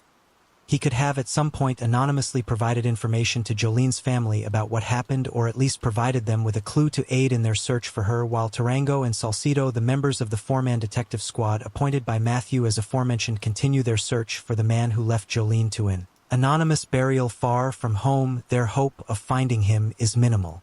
Furthermore, even if they do locate him, it is unlikely that a criminal prosecution can take place due to the missing case file and the pathologist's ruling that Jolene's death was a result of accidental drowning. Tarango expressed that it is unlikely that he can prove that Jolene was murdered. Sandy Massey, who was known by her maiden name Sandy Moore at the time of Jolene's death, recalls the day she discovered Jolene's body in the motel pool vividly. She was only 15 years old at the time. In the memory of being deceived into giving away the registration card still haunts her to this day. Despite the passing of over 5 decades, Sandy still feels remorseful about her actions and how they may have contributed to Jolene's death. In a recent phone conversation with some of Jolene's siblings, Sandy was thanked for attempting to rescue their sister and was extended an invitation to visit them in Kansas. As we wrap up this video on Jolene Hemme's tragic death, it's clear that the Hemme family will always hold a special place in the hearts of the Pecos community, both older residents who remember the events of 55 years ago and younger generations who have recently learned about the case through news coverage are likely to extend a warm welcome to the Hemme family. Jolene's death has become part of the town's history and identity, but it will likely be difficult for the detective Tarango, who was in the team working under Matthew with 4 other detectives to crack this case, to let her memory fade away. It's clear that Jolene Hemme will always be a part of Pecos, Texas. A nearly 46-year-old mystery finally solved. A killer identified in the case of murdered teenager Carol Sue Claver in the quiet state of Kentucky. A mystery began on June 5, 1976, with the sudden disappearance of a 16-year-old girl named Carol Sue Klaber, her disappearance left her family and the entire community of Boone County in northern Kentucky devastated. For decades, her case remained unsolved despite some initial leads and suspects, but then in a dramatic turn of events, investigators found DNA evidence, a crucial clue that could finally lead them to her killer. As detectives delved deeper into the case, the mysteries started to unravel. So how did DNA help solve the case after decades? How did the killer escape from the police for such a long time? Welcome back to Cold Case Files, where we cover notorious cold cases from history. Today, we'll delve into the mysterious case of Carol Sue Klaber, a 46-year-old cold case that was finally solved in 2022. But first, if you are new to the channel or haven't subscribed yet, please consider clicking the subscribe button, as it helps us and motivates us to create more content for you. So without further ado, let's dive right into this mystery. Boone County is located in the northern part of the state of Kentucky in the United States. It is part of the Cincinnati-Middletown Metropolitan Statistical Area and is home to the Cincinnati Northern Kentucky International Airport. The county has a population of around 133,000 people and is known for its natural beauty parks and outdoor recreational activities such as hiking, fishing, and golfing. The county seat is Burlington, and the largest city is Florence. Boone County is also home to many businesses, including several Fortune 500 companies, making it a hub for commerce and industry in the region. In the small town of Fort Wright, Kentucky, a baby girl named Carol Sue Klaber was born on November 28, 1959. She was welcomed with open arms by her parents Daniel Henry Klaber and Betty Jane Meek Reniker, and her older brother Thomas Klaber. Before her life was magically cut short, Carol Sue Klaber was a vibrant and talented student at Dixie Heights High School. She was a valued member of the school's quartet, where her violin skills captivated audiences and earned her admiration from her peers. With her outgoing personality and friendly nature, Klaber was well-liked and popular among her classmates. The enigmatic nature of her personal history leaves many wondering who she was beyond the headlines. However, a glimpse into her personal life is provided by her elder brother Thomas Klaber. He remembers her as a girl who found joy in life's simple pleasures. She was a gentle soul with a deep love for her family, with a laugh that could light up a room and a smile that could melt hearts. Klaber was known for her carefree spirit and infectious energy. She was a natural comedian, always cracking jokes and bringing joy to those around her. Her brother fondly remembers her as a ray of sunshine, someone who never let life's troubles bring her down, and always looked for the silver lining. But little did she know that her happy existence would soon be ended on the summer day that was June 5, 1976. As the county awakened in the early hours of the morning, a tragedy befell the community of Boone County, Kentucky. Dr. Gaines Huey, a respected dentist in Walton, a town about 17 miles away from Fort Wright, was making his way to work on that fateful morning. Little did he know that he was about to stumble upon a grim discovery while driving down Chambers Road, a quiet stretch located in the heart of southern Boone County. His eyes were drawn to something unusual at the edge of the road. It was a body, lifeless and motionless, lying right next to a culvert that served as a drain pipe for rainwater. In a moment of panic, and with a racing heart and trembling hands, Dr. Huey quickly dialed the number for the Kentucky State Police and reported the horrifying scene. Luckily for him, Trooper Jan Wishner, who had also served with the Boone County Sheriff's Department, was at hand and was dispatched to the location to investigate. The detectives from the Walton State Police Department arrived at the crime scene and swiftly got to work carefully examining the body and the surrounding area. They found injuries on her body that suggested she had been attacked and strangled, leaving investigators to conclude that she had likely been killed elsewhere before being left at the scene. The investigation also uncovered evidence of a heinous assault, further emphasizing the sheer brutality of the crime. They were able to reach out to one of the family members of the victim and asked him to identify the body. Thomas Klaber, the brother of the victim, summoned the strength to identify his beloved sister Carol Sue Klaber. However, what he saw was something that would haunt him for a lifetime. The brutal sight of his sister's battered and lifeless body was etched into his memory, causing him to live in a state of perpetual fear and agony for the next 5 decades. They combed the area around the crime scene looking for any signs of something unusual that may have occurred around the same time. Every stone was overturned, every nook and cranny examined in a tireless effort to uncover any clues that could solve the puzzle of this heinous crime. The lifeless body of the victim was taken to the county medical examiner, who conducted a full autopsy. Tragically, the findings revealed that she had been strangled to death using brute force and also beaten with a tire iron, which caused severe damage to her head. The medical examiner also found evidence that she was assaulted, indicating a sinister motive behind the heinous act. After careful examination, the medical examiner ruled the cause of death as asphyxia caused by manual strangulation and blunt force trauma to the head. They also found some traces of DNA on her clothes, which at the time they could only test against any possible suspects. The evidence was preserved carefully with hopes that it would be useful in the future. With the advancement of technology, the discovery of the body of Claver was just the beginning of a mystery that would take investigators on a lengthy and perplexing journey to crack the case. Investigators started by reaching out to the people living in the vicinity, urging them to dig through their memories for any information that could lead to a breakthrough. They also talked to her family about any information that could lead them close towards the suspect. They learned that the previous day of June 4th, 1976 was a warm summer morning which seemed like any other day for the Kleber family in Fort Wright, Kentucky. Their 16-year-old daughter Carol Sue Kleber had spent the day leisurely riding her bike around town. Soaking up the sun in fresh air. Later in the evening, she left her house at 5:30 p.m. as she had plans to meet a friend for dinner at Zeno's Hyde Park restaurant. But as the sun began to set, a young man in a stylish Chevrolet Monte Carlo car accompanied Kleber to her home. According to a neighbor, the car was driven by a young man with sandy blonde hair who was slim and about 6 feet tall. The two chatted briefly before Kleber went inside her house, and the young man waited outside the house for her. Minutes later, she emerged from her home, got into the man's car, and drove away. Nobody could have known that it would be the last time anyone would see her alive. Investigators tried to find information about people who owned these cars in the area, but despite their efforts in the initial leads, the investigation into the brutal murder of Carol Sue Kleber hit a dead end. Every angle was explored, every possible motive was considered, but there was simply not enough evidence to piece together what had happened to Kleber on that fateful night. Despite their best efforts, the case eventually grew cold, leaving Kleber's family and friends desperate for answers and closure. After years of silence, a new spark of hope emerged in the investigation of Carol Sue Kleber's murder. In 2017, two cold case detectives from the Boone County Sheriff's Office, Coy Cox and Tina Adams, reignited the search for justice. Their determination led them to the original detective on the case, Jerry Keith, who had retired but never forgotten about Kleber's unsolved murder. Together, the three detectives delved back into the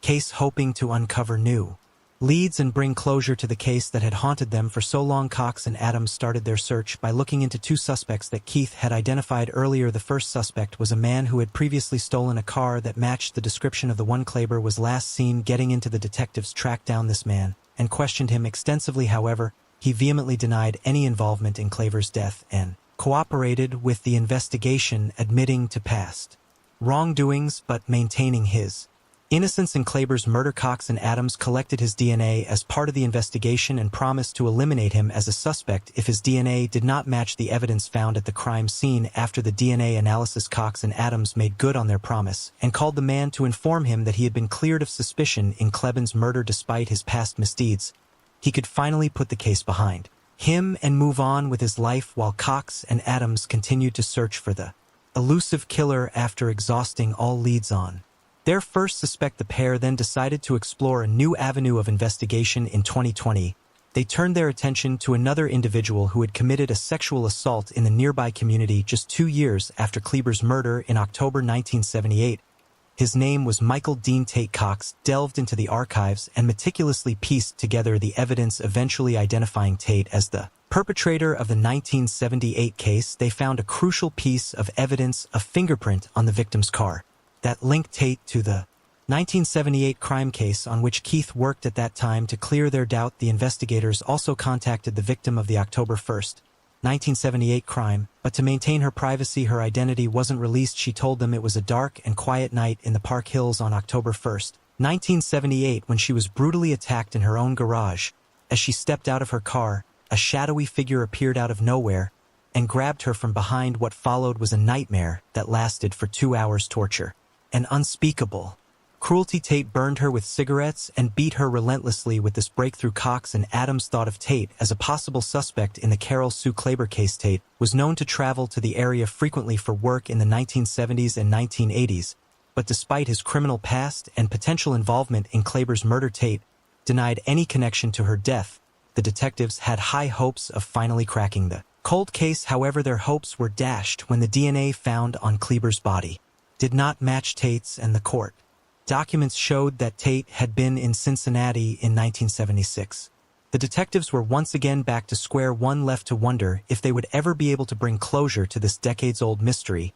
The case that had remained unsolved for almost 5 decades finally saw a breakthrough when Cox and Adams reached out to Othram Labs for assistance in September 2022. Othram Labs, a genetic genealogy company, aids law enforcement agencies in their investigations by using DNA samples to find relatives of suspects. They sent the evidence to the lab after funding was secured for the testing of the evidence in collaboration with Season of Justice. It took less than 2 months, and in November 2022 they got an answer from Othram Labs. Through the DNA samples left by the killer, they were able to identify a genetic link to Thomas Dunaway, who had already died in 1990 and had a child who had grown up without knowing his father. The detectives traveled to meet the child of Mr. Dunaway's to collect DNA samples for comparison. The tests would prove to be the key to unlocking the identity of the murderer who had long eluded law. It was a painstaking process, but through the use of cutting-edge technology and diligent detective work, the case was finally solved in December 2022. After almost 46 years, justice would finally be served for Carol Sue Klaber and her family, despite the fact that the killer, Thomas W. Dunaway, who was 19 years old at the time of Klaber's murder, managed to evade justice.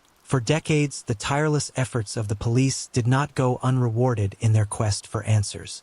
They were able to unearth crucial information about Dunaway's life and the atrocities he committed, though it could not bring back the victim. Their relentless pursuit of the truth shed light on a dark chapter of his past. Further evidence emerged that he lived in close proximity to Davo Park, where the young woman Klaber was spotted with a man who resembled Dunaway. The more they dug, the more incriminating evidence emerged. Thomas W. Dunaway was not just a one-time offender. He had been on a rampage for 6 months, committing crimes and then discarding the cars he had used to flee the scene.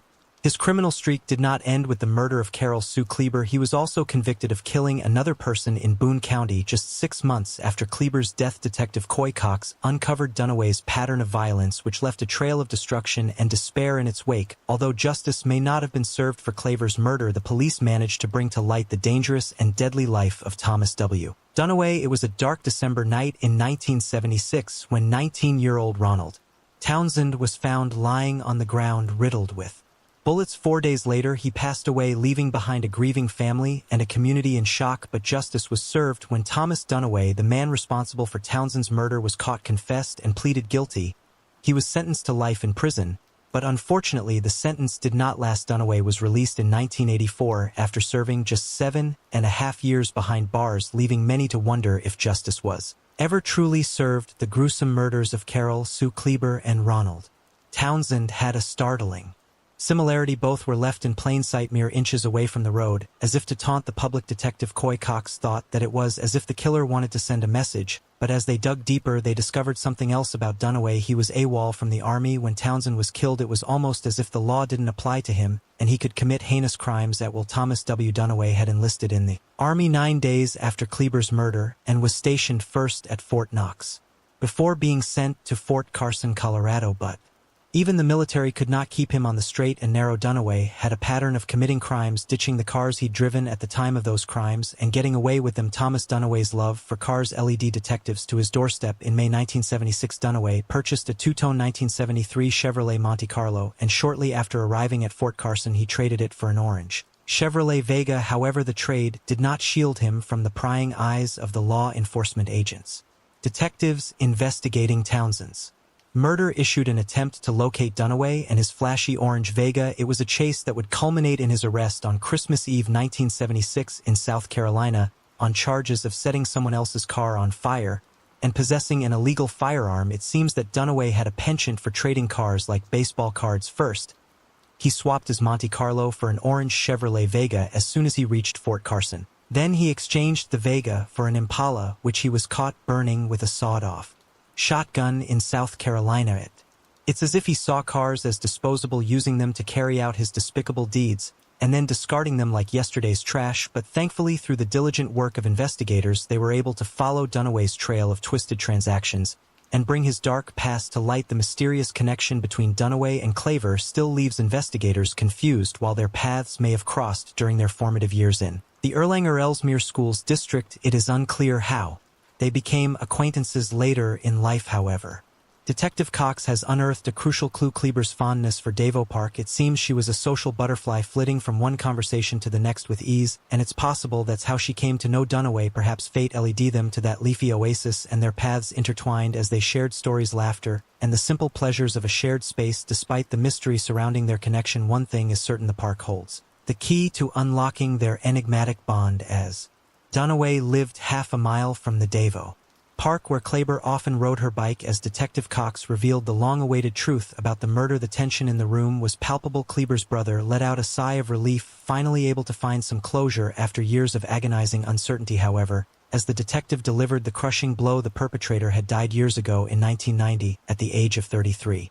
The survivors were left to grapple with a devastating question: what does justice mean now? Thomas Kleber, the victim's brother, was left with a deep sense of regret, wishing he had the chance to confront the killer before his untimely demise. The truth had been uncovered, but the weight of the unanswered questions still lingered. Thomas Kleber never forgot the tragic death of his sister, a wound that refused to heal over the years. The pain was so profound that it affected not only him but his entire family, leaving behind a deep and lasting trauma. Despite the passage of time, the memories of that fateful day continued to haunt him, a constant reminder of the injustice that had been done. Looking back, Kleber wondered if seeking professional help would have helped him cope with the darkness that lingered deep within his soul. The terror of losing a loved one never truly leaves a person, as Thomas Kleber knows all too well. The memory of his sister's murder has haunted him for nearly 46 years, causing him to worry endlessly about the safety of his family. Even his son Daniel, who is 28 years old, can attest to the impact the tragedy has had on their family, as his father would often call him late at night, asking him to come home early or at least check in, because he always had the fear of losing his son, just like he lost his dear sister. But despite the lingering fear, there is a glimmer of reassurance for Thomas.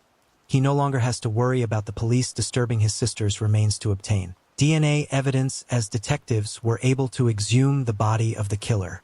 Instead, while justice may not be fully served in this case, identifying the killer has given Thomas a small sense of closure. Detective Cox's latest move in the long-running investigation of Carol Sue Kleber's murder is a daring one. He has obtained a court order to exhume the body of her suspected killer, who died in 1990 at the age of 33, to collect a DNA sample directly from him. This DNA will be entered into the combined DNA index system to determine if he may have been involved in other unsolved crimes. Cox is determined to leave no stone unturned in his quest for justice, and he knows that this step could reveal new leads and help bring closure to other victims' families. After almost 46 years, the family of Carol Sue Kleber finally received some closure when Detective Cox informed her brother Thomas Kleber that the killer had been identified. Cox's eyes filled with tears as he described the moment Thomas's body relaxed and a wave of relief washed over him. "I have closure," he said, and his voice was audible and filled with emotion. While the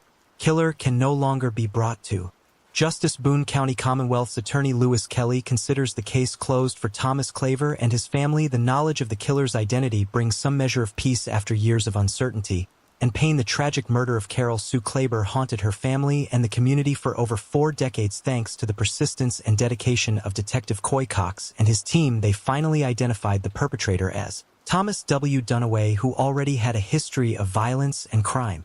While justice may not have been served in the traditional sense, the revelation of Dunaway's identity brings a sense of closure and resolution to the case. This case reminds us of the tireless efforts of law enforcement to bring justice to victims and their families, even decades after the crime was committed. Please like, share, and subscribe, and also share your thoughts on video. It was a dark, snowy night on February 3rd, 1972, when the Durhams, a well-respected family in North Carolina, were brutally murdered in their own home. The case remained unsolved for over 5 decades, causing fear and unease in the community as people wondered who could have committed such a heinous crime. There are some mysteries in this world that seem to be shrouded in darkness, their secrets hidden away from prying eyes and curious minds. Finally, investigators were able to solve the triple homicide after more than 50 years. In 2022, could this case have been linked to organized crime? How were police able to solve this case? Welcome back to Cold Case Files, where we cover the notorious cold cases from history. Today, we'll delve into a case that remained unsolved for 50 long years until justice was finally served in 2022. But first, if you are new to the channel or haven't subscribed yet, please consider clicking the subscribe button, as it helps us and motivates us to create more content for you. So without further ado, let's dive right into this Mystery Today's case takes us to the beautiful city of Boone, North Carolina, which is a picturesque mountain town located in the northwest region of the state nestled in the heart of the Blue Ridge Mountains. It is a popular destination for outdoor enthusiasts and nature lovers. Boone is home to the Appalachian State University, which brings a youthful energy to the town. Visitors can explore the charming downtown area, which is filled with unique shops, restaurants, and galleries. Outdoor activities abound in the area, with opportunities for hiking, biking, skiing, and more. Boone's natural beauty, rich history, and vibrant culture make it a mesmerizing destination in North Carolina. Bartex Bryce Durham, the son of Coy M. Durham and Callie Devon Crabb Durham, was born on November 12, 1926 in the beautiful state of North Carolina. He was a man of many talents and experiences who lived a meaningful life. Bryce's siblings Ralph L. Durham and Gail Durham Mandolin were an important part of his life. While growing up, he graduated from Appalachian State University with a degree in history and physical education in 1941, and went on to teach for a year at Mount Pleasant School in Wilkes County after World War II. But his career path took a different turn, and for 6 years before settling in Boone, Durham operated the Mount Airy Auto Loan and Sales Finance Company. Before that, he was a part of the Home Finance Company for 13 years, gaining valuable expertise in finance and business. Despite his varied professional background, Bruce Durham remained a loyal member of the Boone community until his tragic and untimely death in 1972. Virginia, born on October 24, 1927, was the daughter of Calvin M. Church and Virginia Lucina Elder Church. She was one of 5 siblings, and the other 4 were Winnie Levon Church, Elliot Doshea Church, Dovey Pierce Church Baker, and Rena Masio Bumgardner Walsh, who were all integral parts of her life. As she grew up in 1951, Bryce and Virginia got married, and later that year Virginia gave birth to a baby girl, and they named their daughter Ginny Sue Durham. On May 2, 1953, they were blessed with a son and gave him the name Bobby Joe Durham. They were a loving and tight-knit family. Ginny Sue was later married to the love of her life, Troy Hall. Nestled in the mountainous terrain of Boone, North Carolina, the Durham family had found their heaven. After moving from Wilkes to Mount Airy, the family of 3 decided to start afresh and settled in Boone in 1969. Their residence, 187 Clyde Townsend Road, was perched atop a steep driveway just off the 105 bypass. Ginny Sue Hall lived a mere 4 miles away with her husband. It was the perfect place for the Durhams, a sanctuary from the hustle and bustle of life. On the winter evening of February 3, 1972, in the sleepy town of Boone, North Carolina, the weather was unrelenting. The frigid air whipped through the trees, sending snowflakes swirling in a chaotic dance. The Durham family hunkered down in their home on Clyde Townsend Road, seeking refuge from the biting cold. Bruce Durham, the owner of a Buick dealership, and his wife Virginia, who was a librarian, had relocated to Boone from Mount Airy just a year prior. Their son Bobby was a freshman at Appalachian State University. The family was known for their hard work, their reserved nature, and their preference for solitude. However, as the wind howled outside, something sinister was brewing inside. A tragedy was about to unfold that would shake Boone to its core. Unbeknownst to the Durham family, their lives were about to change forever. On a snowy night on February 3, 1972, Bryce and Virginia Durham were at home with their son Bobby when a horrific tragedy struck them. The Hall family sat cozily in their split-level home at peace and content, but their peace was soon shattered by a phone call that sent shivers down their spines. Virginia Durham's panicked voice on the other end of the line conveyed the urgency of the situation, her voice trembling as she whispered to her son-in-law Justin Troy Hall about several intruders who had broken into her home. But before anyone could make sense of the call ended abruptly, leaving Hall wondering if it was just a cruel prank. Despite Hall's doubts about the validity of the call, his wife Ginny was overcome with worry for her family's safety. They hurriedly made their way to the car, which stubbornly refused to start as the road up to the Durham's house was treacherous. They couldn't make it on foot. Luckily, a neighbor and private detective Cecil Small agreed to drive them up. Their Ginny remained in the car as Hall and their neighbor Cecil went inside. What they found inside the house was a scene of chaos. The house had been ransacked and the sound of running water filled the air, but as they made their way to the ground floor bathroom, the true horror of the situation was revealed. There in the cramped space lay the lifeless and fully clothed bodies of Bryce, Bobby, and Virginia Durham in the bathtub, their heads submerged and the water still running. The phone line had been ripped from the wall, leaving the house eerily silent. With no other options left, Hall called the authorities at around 11 p.m. From the neighbor's apartment to investigate the gruesome scene before them in a matter of minutes, a flurry of law enforcement officers arrived, their flashing lights piercing through the dark of this snowy night. As investigators stepped into the Durham home, their eyes scanned the once tidy interior that now looked like a tornado had ripped through it. Drawers were pulled out, clothing was strewn across the floor, and pictures hung at odd angles or lay shattered on the ground. Closets had been ransacked, and the furniture was knocked over as if the perpetrators had been searching for something in a frenzied state. The officers' eyes then fell on the torn sofa set where the Durhams had been peacefully enjoying a late-night snack in their favorite TV show. The sight of the chaos and violence left a heavy feeling in the pit of their stomachs, as they knew they were in for a long and grueling investigation. The television still flickered with 3 half-filled glasses and plates of partially eaten food left abandoned on a coffee table. Further, they noticed something peculiar.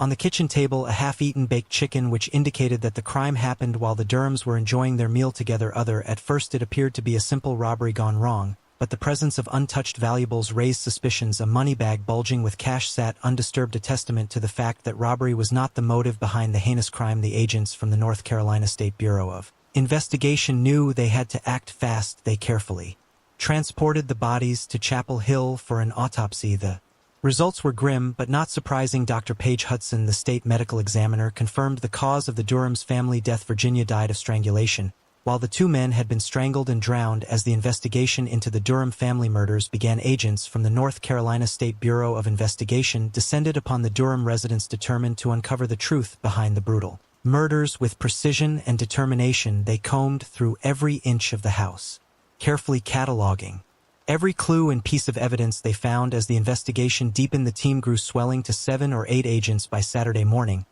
But that was only the beginning. To unlock the secrets of the crime, they called upon the expertise of 2 top physicists from the State Crime Laboratory, who arrived in Boone late Saturday night to join the hunt for answers. For hours they pored over the evidence, piecing together the clues and working tirelessly to unravel the mystery of the Durham murders.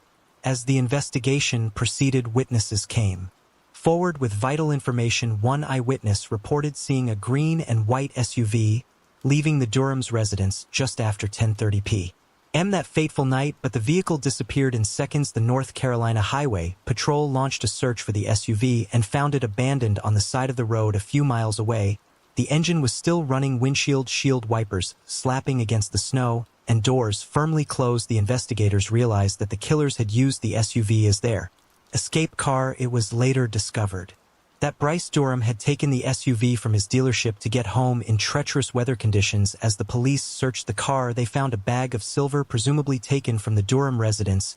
It was a pivotal clue, and investigators hoped it would lead them to the perpetrators of this heinous crime. The investigation into the Durham murders was a tough journey through the murky waters of suspicion and speculation. The list of possible suspects was long and winding, with multiple twists and turns along the way. Justin Troy Hall, the estranged son-in-law of Bryce and Virginia Durham, was among those scrutinized by authorities. A group of men from Asheville also came under the microscope, arrested and charged in connection with the killings, only to be set free due to a lack of evidence. Rumors and whispers of a contract killing hung heavy in the air, fueled by the precision of the knots used to bind the victims. But as the years rolled by, leads became cold. The Watauga County Sheriff's Department, Boone Police Department, and North Carolina State Bureau of Investigation all toiled tirelessly, yet the trail grew colder with each passing day. It seemed as though the answers to this brutal crime would forever remain a mystery. For over 45 years, the Durham triple murder case remained an unsolved mystery, with leads drying up and investigators struggling to piece together the clues. But in 2019, a glimmer of hope emerged after a conversation between a man named Shane Burt and a sheriff's deputy in Georgia. Shane Burt was the son of a suspected killer, Billy Sunday Burt, who died in prison in 2017 while serving a life sentence for 3 murders that he committed in the 1970s. Shane Burt was helping with research for an upcoming book by Phil Hudgens when he shared a shocking story. His father had once told him during a prison visit a story of murder and mayhem that took place in the snowy mountains of North Carolina. According to Burt, his father had admitted to killing 3 people during a heavy snowstorm and had narrowly avoided capture. The news sent shock waves through the White County Sheriff's Office, which immediately reached out to their counterparts in the Watauga County Sheriff's Office to share the information. This conversation led to a renewed investigation into the Durham murders case and brought new hope for justice for the victims and their families. The wheels of justice never stopped turning, and in the case of the Durham murders they turned slowly but towards the truth with new leads to follow. Investigators wasted no time in tracking down Billy Wayne Davis, a known associate of Billy Burt, who was already serving a life sentence in Georgia for his previous crimes. The Sheriff's Department conducted 3 separate sessions in September 2019, October 2020, and August 2021, spanning 2 years each, one with a crucial piece of the puzzle in determining who was responsible for the heinous crimes. It was the corroboration of evidence from these interviews,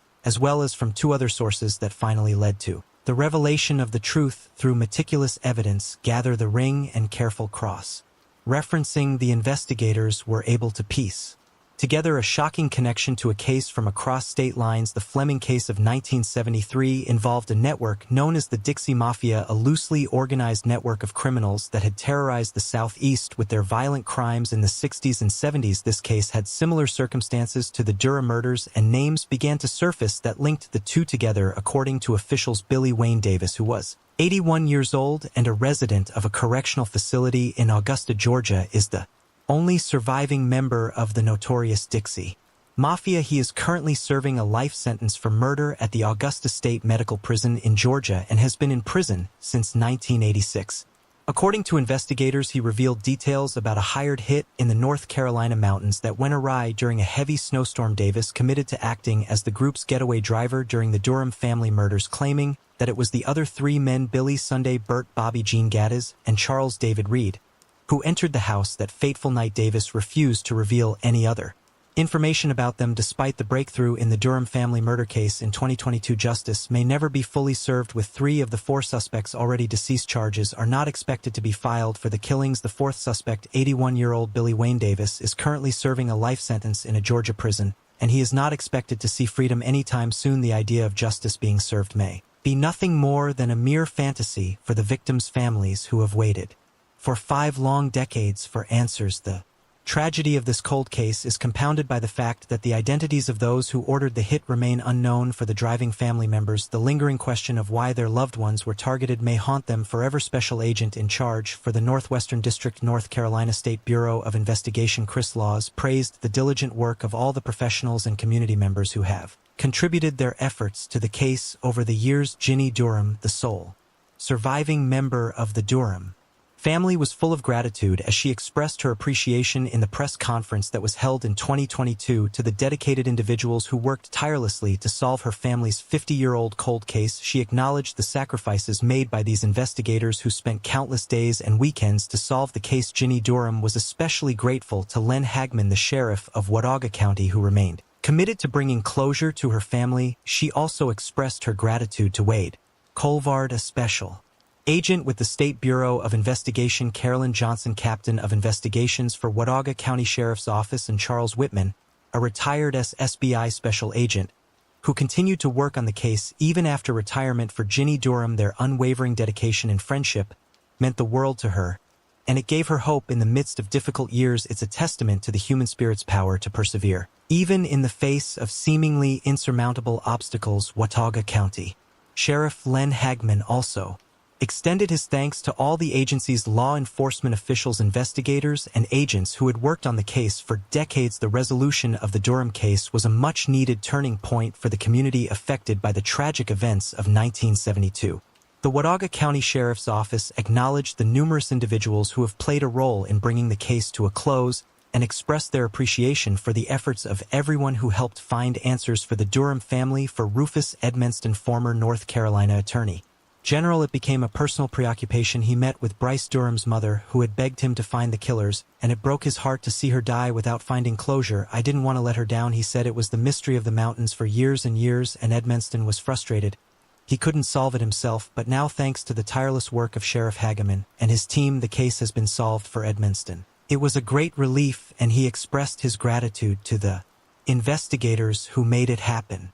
The son of one of the perpetrators, Shane Burt, wants to apologize to every single victim of his father, Billy Sunday Burt. Despite his father being a murderous man who killed dozens of people, Shane is not trying to cover up his heinous acts. Instead, he wants to provide closure to as many people as he can. The case may have taken 50 years to be solved, but everyone involved showed dedication and commitment to justice, which is a testament to their perseverance. Despite the lack of closure, the fact that the case has been solved after 50 Years bring some measure of relief and the hope that future generations will be able to rest easy knowing that justice has prevailed, even if only partially. We hope that you've enjoyed this gripping story of how this cold case was solved. After 50 years, the Durham family can finally find peace and closure after over 4 decades of waiting, thanks to the hard work and dedication of law enforcement officials, investigators, and community members. Justice has been served. The persistence and commitment of those involved in this case remind us that it is never too late to seek the truth and find answers. What are your thoughts on this case? Were you impressed by the way it was finally solved? Share your opinions in the comments section below, and don't forget to like, share, and subscribe to our channel for more captivating true crime stories. Until next time, stay safe and keep your eyes peeled for the next mystery to unfold.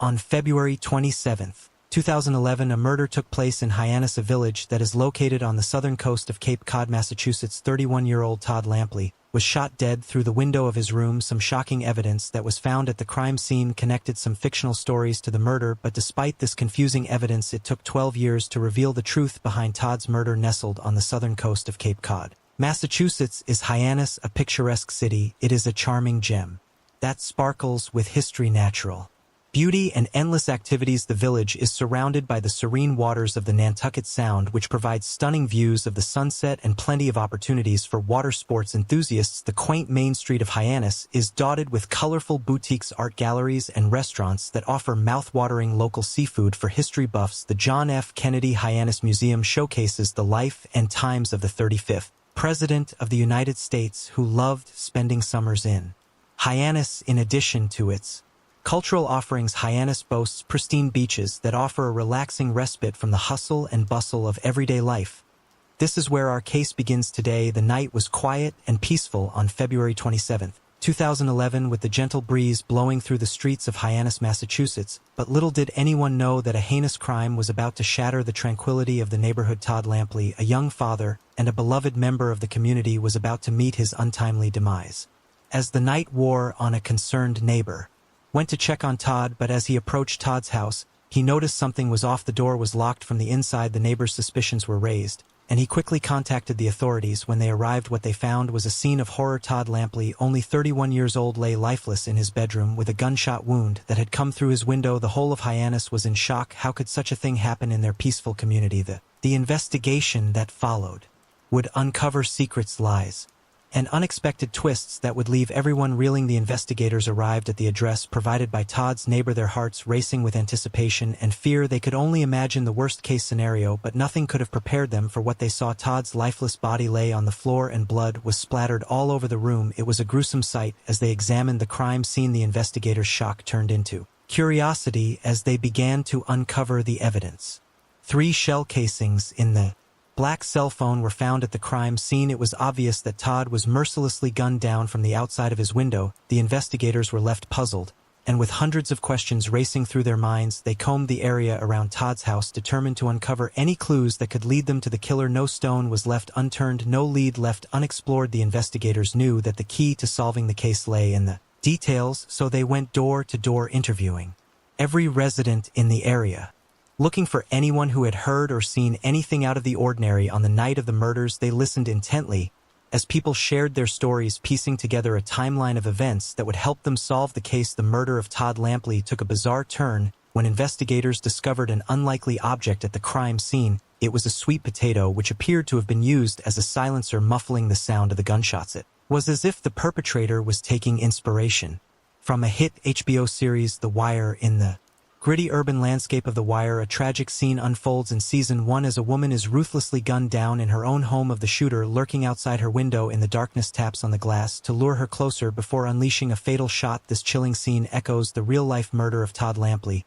who was also shot through his bedroom window on a fateful night in Hyannis, Massachusetts. But that's not the only way the HBO show influenced the murder. Apparently, in Season 4 of the same show, one of the fictional police investigators solves a murder in which the shooter used a potato as a makeshift silencer when fatally shooting his victim. The similarities between this tragedy in the world of The Wire are eerie and haunting, a testament to the show's unflinching portrayal of life on the streets, where a similar trick was used to mask a gunshot. The potato was carefully carved to create a hole in the center and placed over the barrel of a gun, muffling the sound of the shots that killed Lampley. To add to the intrigue, the cell phone found At the scene of the shooting was registered under the name of one of the show's characters, Marlo Stanfield. The connection between the show and the crime scene was puzzling to say the least. Investigators sent the sweet potato for testing, discovered DNA evidence on it as a crucial clue that could lead them to the killer. However, it would be years before investigators could connect someone with this DNA, but even then investigators had another trail to follow: a handgun believed to be the murder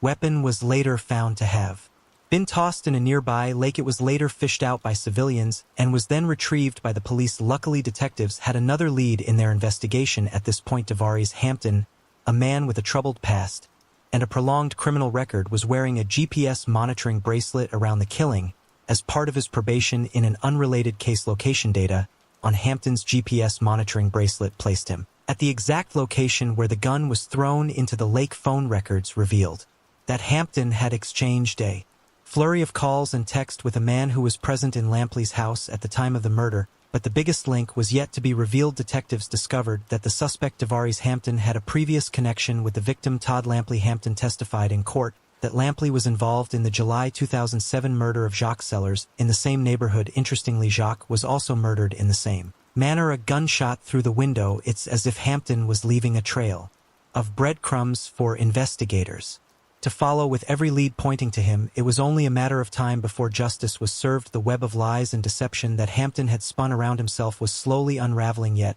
he remained tight-lipped and refused to answer anything about the Todd Lampley case during questioning after getting arrested in an unrelated case just a few days after the shooting. It was a frustrating roadblock, but the investigators didn't give up. They were determined to get to the bottom of the case, no matter what it took.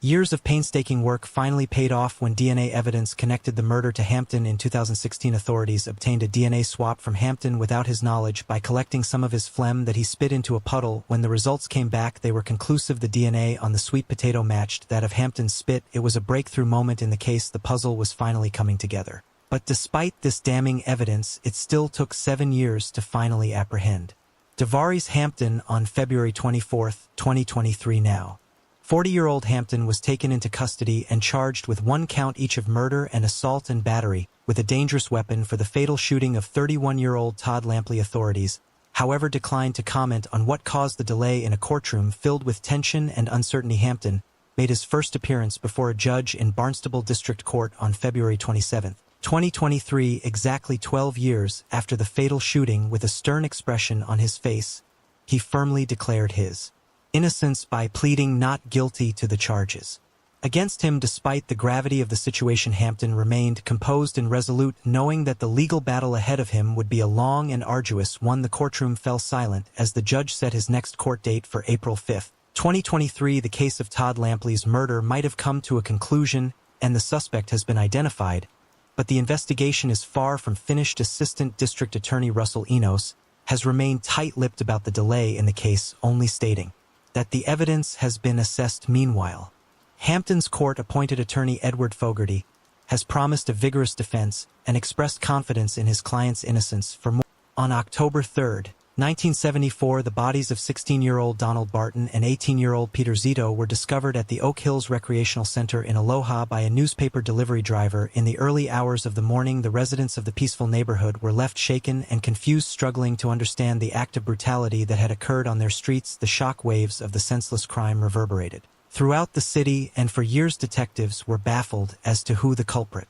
behind this act could be. Who could have killed these innocent teenage boys? What could be the reason behind this gruesome murder? Welcome back to Cold Case Files, where we unravel the secrets of the unknown. Today, we'll delve into a case that remained unsolved for 48 long years until justice was finally served in 2022. But first, if you are new to the channel or haven't subscribed yet, please consider clicking the subscribe button, as it helps us and motivates us to create more content for you. So, without further ado, let's dive right into this mystery. Today our story takes us to Aloha, an unincorporated community nestled between Beaverton and Hillsboro in Oregon. Despite being unincorporated, Aloha offers all the conveniences of a bustling city, including a post office, library, and schools. Golf enthusiasts can tee off at the prestigious Reserve Vineyards and Golf Club, known for its breathtaking views and top-notch facilities. Meanwhile, beer aficionados can head to the 649 Tap House and Bottle Shop to try out new brews from its selection of 20 taps of craft beer. In Kombucha for Gamers Rainy Day Games offers a variety of children's game strategy games and disc golf products, but it was here, in this sleepy community, that a senseless act of violence took place in 1974. Donald Barton was born in 1959 in Aloha, an unincorporated community in Oregon. His mother's name was Irene Barton. He went to Aloha High School and used to live with his family. Barton was a great hockey player and used to play for his high school. Barton also used to work at bustling Black Angus restaurant part-time, and at night he worked at Recreational Center. Peter Zito was born in 1957 in Aloha. He was a student of Aloha High School. Zito too had an interest in ice hockey and used to practice it whenever he had time. Zito also used to work at the Recreational Center at night with Barton. Not much is known about his personal history, but an interview with his elder sister Barbara Zito sheds light on his personal life. According to those who knew him best, he used to cherish the simple joys of life. Zito was a gentle boy who had a deep affection for his 1956 Oldsmobile and the 4 feline members of his family. Though he had dropped out of Aloha High School and taken up a job as a dishwasher, he held on to aspirations of obtaining his diploma through Portland Community College. It's a reminder that even in tragedy there are stories of ordinary people with dreams and passions that deserve to be remembered. On the quiet evening of October 3, 1974, 2 boys, Donald Barton, who was 16 at the time, and Peter Zito Jr., who was 18, were working on Zito's 1956 Oldsmobile car at 2 a.m. in the Oak Hills Recreation Center parking lot. They had no idea that it would be their last night on Earth. As they tinkered with the engine of the car, an unknown assailant approached them and murdered them in cold blood by shooting them both. What should have been a routine night turned into a nightmare for the families and loved ones of these teenagers. The next morning, the horror was discovered by an Oregonian newspaper delivery driver who stumbled upon the crime scene. The bodies of the 2 boys lay lifeless, almost as if time had stood still. The senseless violence had robbed them of their youth, their dreams, and their future. The newspaper delivery driver, with shaking hands, called the police and reported what he had seen at the crime scene. Within minutes, sirens were blaring as detectives and forensic investigators arrived. The gruesome sight left the investigators reeling with shock and disbelief, but without wasting any time, they started the inspection of the crime scene carefully, and with a closer inspection it was clear that Donald Barton had been working on the 1956 Oldsmobile in the parking lot under the hood of a car when he was ruthlessly shot in the back of his head. His body was found slumped over the open hood of the car, as if he had been taken by surprise while working on the engine. Next to the Oldsmobile laid the body of Peter Zito Jr., who likely got out from the back seat of the car to see what had happened to Donald and was shot in the forehead. He had been found lying on the ground next to the driver's door. The proximity of the 2 bodies suggested that the killer had struck without warning and that the victims had been unable to defend themselves against the attacker. After gathering all the information from the crime scene, the investigators then interviewed anyone who had been near the recreation center on the night of the murders. They followed up on every possible lead, no matter how insignificant it might have seemed. They asked everyone who lived nearby if there were any screams that they heard or any abnormal activity that they encountered. On the night of the murder, the investigators worked tirelessly to gather any leads that could help them solve the case. They found that the teenage boys were shot in the head with a .22 caliber gun. As their investigation proceeded, they learned that Barton had a rivalry with a 17-year-old co-worker named Chris at the bustling Black Angus restaurant in Hillsboro. Nobody quite knew what the root of their feud was, but it was evident that there was tension in the air between the 2 of them. Despite Chris being the prime suspect in the minds of many, the police had to move carefully in their investigation because they knew they could not risk making any mistakes. Investigators thought Chris had a motive for the murder, but without any concrete evidence, they decided to pursue another suspect. During the investigation of the Oak Hill murders, a man came forward and informed the investigators that he had witnessed an assault on Joseph Amir Wilson at the recreation center on the night of the murder. Investigators believed that Wilson could have mistaken the boys for someone else and shot Zito and Barton in retaliation for the assault. The case of the Oak Hill's double murder took a puzzling turn when Joseph Amir Wilson, who was 18 years old and also a student of Aloha High School, was arrested and charged with the brutal killings of Donald Barton and Peter Zito Jr.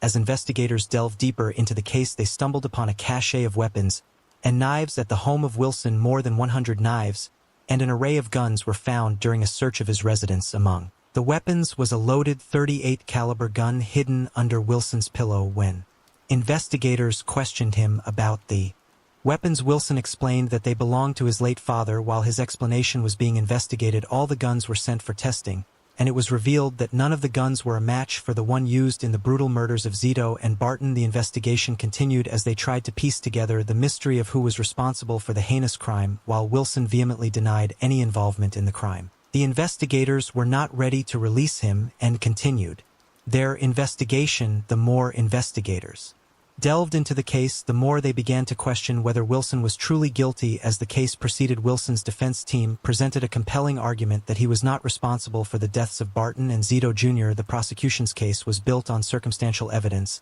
and the fact that there was no direct proof linking Wilson to the crime. Despite the doubts and the lingering questions, Wilson was eventually released. Many people in the community were left with a sense of unease, wondering if the killer was still out there walking amongst them. Initially, investigators had suspected Chris due to his tension with Barton at their workplace, bustling Black Angus restaurant in Hillsborough, but didn't interrogate him as he was under 18. They focused on Wilson, another suspect, but when he was found innocent, this brought their attention back to Chris. This time, they investigated Chris further. When Chris was arrested for theft, the investigators found a .22 caliber gun in his car, sparking new hope for a break in the case. The gun was then sent for testing to see if it was the same gun used in the murder of the two boys. Despite the promising lead, the gun could not be matched to the bullets at the crime scene, once again leaving investigators at a dead end. As the months turned into years, the case went cold, and the families of the victims were left with no answers and no justice. The case remained unsolved, leaving everyone in the doubt of the truth about what happened on that fateful night and if it would ever come to light. The Washington County Sheriff's Office was determined to close this cold case and decided to reopen the investigation in 2022 and rerun ballistics of the .22 caliber gun that had been used to shoot the two innocent teenage boys Barton and Zito. The detectives had suspected Chris back then, but they couldn't match the gun found in his possession to the murder scene. However, with advances in forensic technology with congruent matching cells technology, they finally confirmed that the same gun was used to commit both murders and that it had a match in the system that had been used to carry out another murder in 1979. When police looked into the owner of who this gun was, they were shocked at the identity of the owner. It was none other than Chris, the teenager who police had suspected all those years ago. Investigators now took an in-depth look into where Chris was now to see what he had done in the years following the murders. Mark Allen, Chris finally identified as the culprit for the double murder case, was 65 years old now and was living in Aloha, the small community that was located 12 miles west of Portland.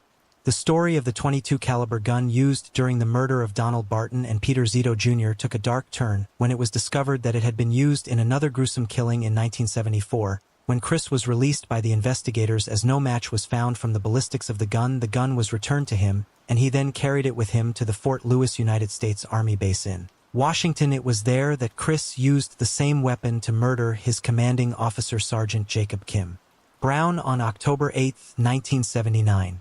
Almost 5 years to the date that Barton and Zito were killed, Chris shot his boss in the head 5 times over a petty argument. According to police reports, the cadet had damaged Brown's car, and instead of paying for repairs, he chose to take his life. When they got into an argument, Chris was sentenced to 35 years in jail for the murder of Sergeant Brown. However, fate had a different plan for him. He was released after just 12 years on parole in 1988, a decision that did not sit well with the family of his victim. But this time in 2022, when the case reopened, he was finally out of luck, and when the match was found, it was announced that this was the same .22 caliber gun that was used in 1974 to kill Zito and Barton at the recreational center. Chris, who had been living in Aloha, a small community located 12 miles west of Portland, was arrested on November 2, 2022, and charged with 2 counts of second-degree murder. The news of his arrest sent shockwaves throughout the town, and people could not believe that justice had finally been served. After all these years, the arrest of Chris and the confirmation of the gun match marked a historic moment, with the Bureau of Alcohol, Tobacco, Firearms, and Explosives describing it as the oldest known match nationwide that they have ever confirmed. It was a long-awaited moment for the families of Donald Barton and Peter Zito Jr., who had waited for almost 5 decades for justice to be served. The reopening of this case and the arrest of the suspect was a testament to the hard work and dedication of the detectives who had never given up on bringing the killer to justice. It also gave hope to other families of victims of cold cases that justice may still be possible no matter how long it takes. The families of the victims have been waiting for this moment for decades, and their unwavering devotion to finding justice for their loved ones has finally paid off. The sheriff's office wanted to recognize their commitment and the courage it took to keep fighting for so many years. However, in their quest for justice, the sheriff's office inadvertently wronged an innocent man.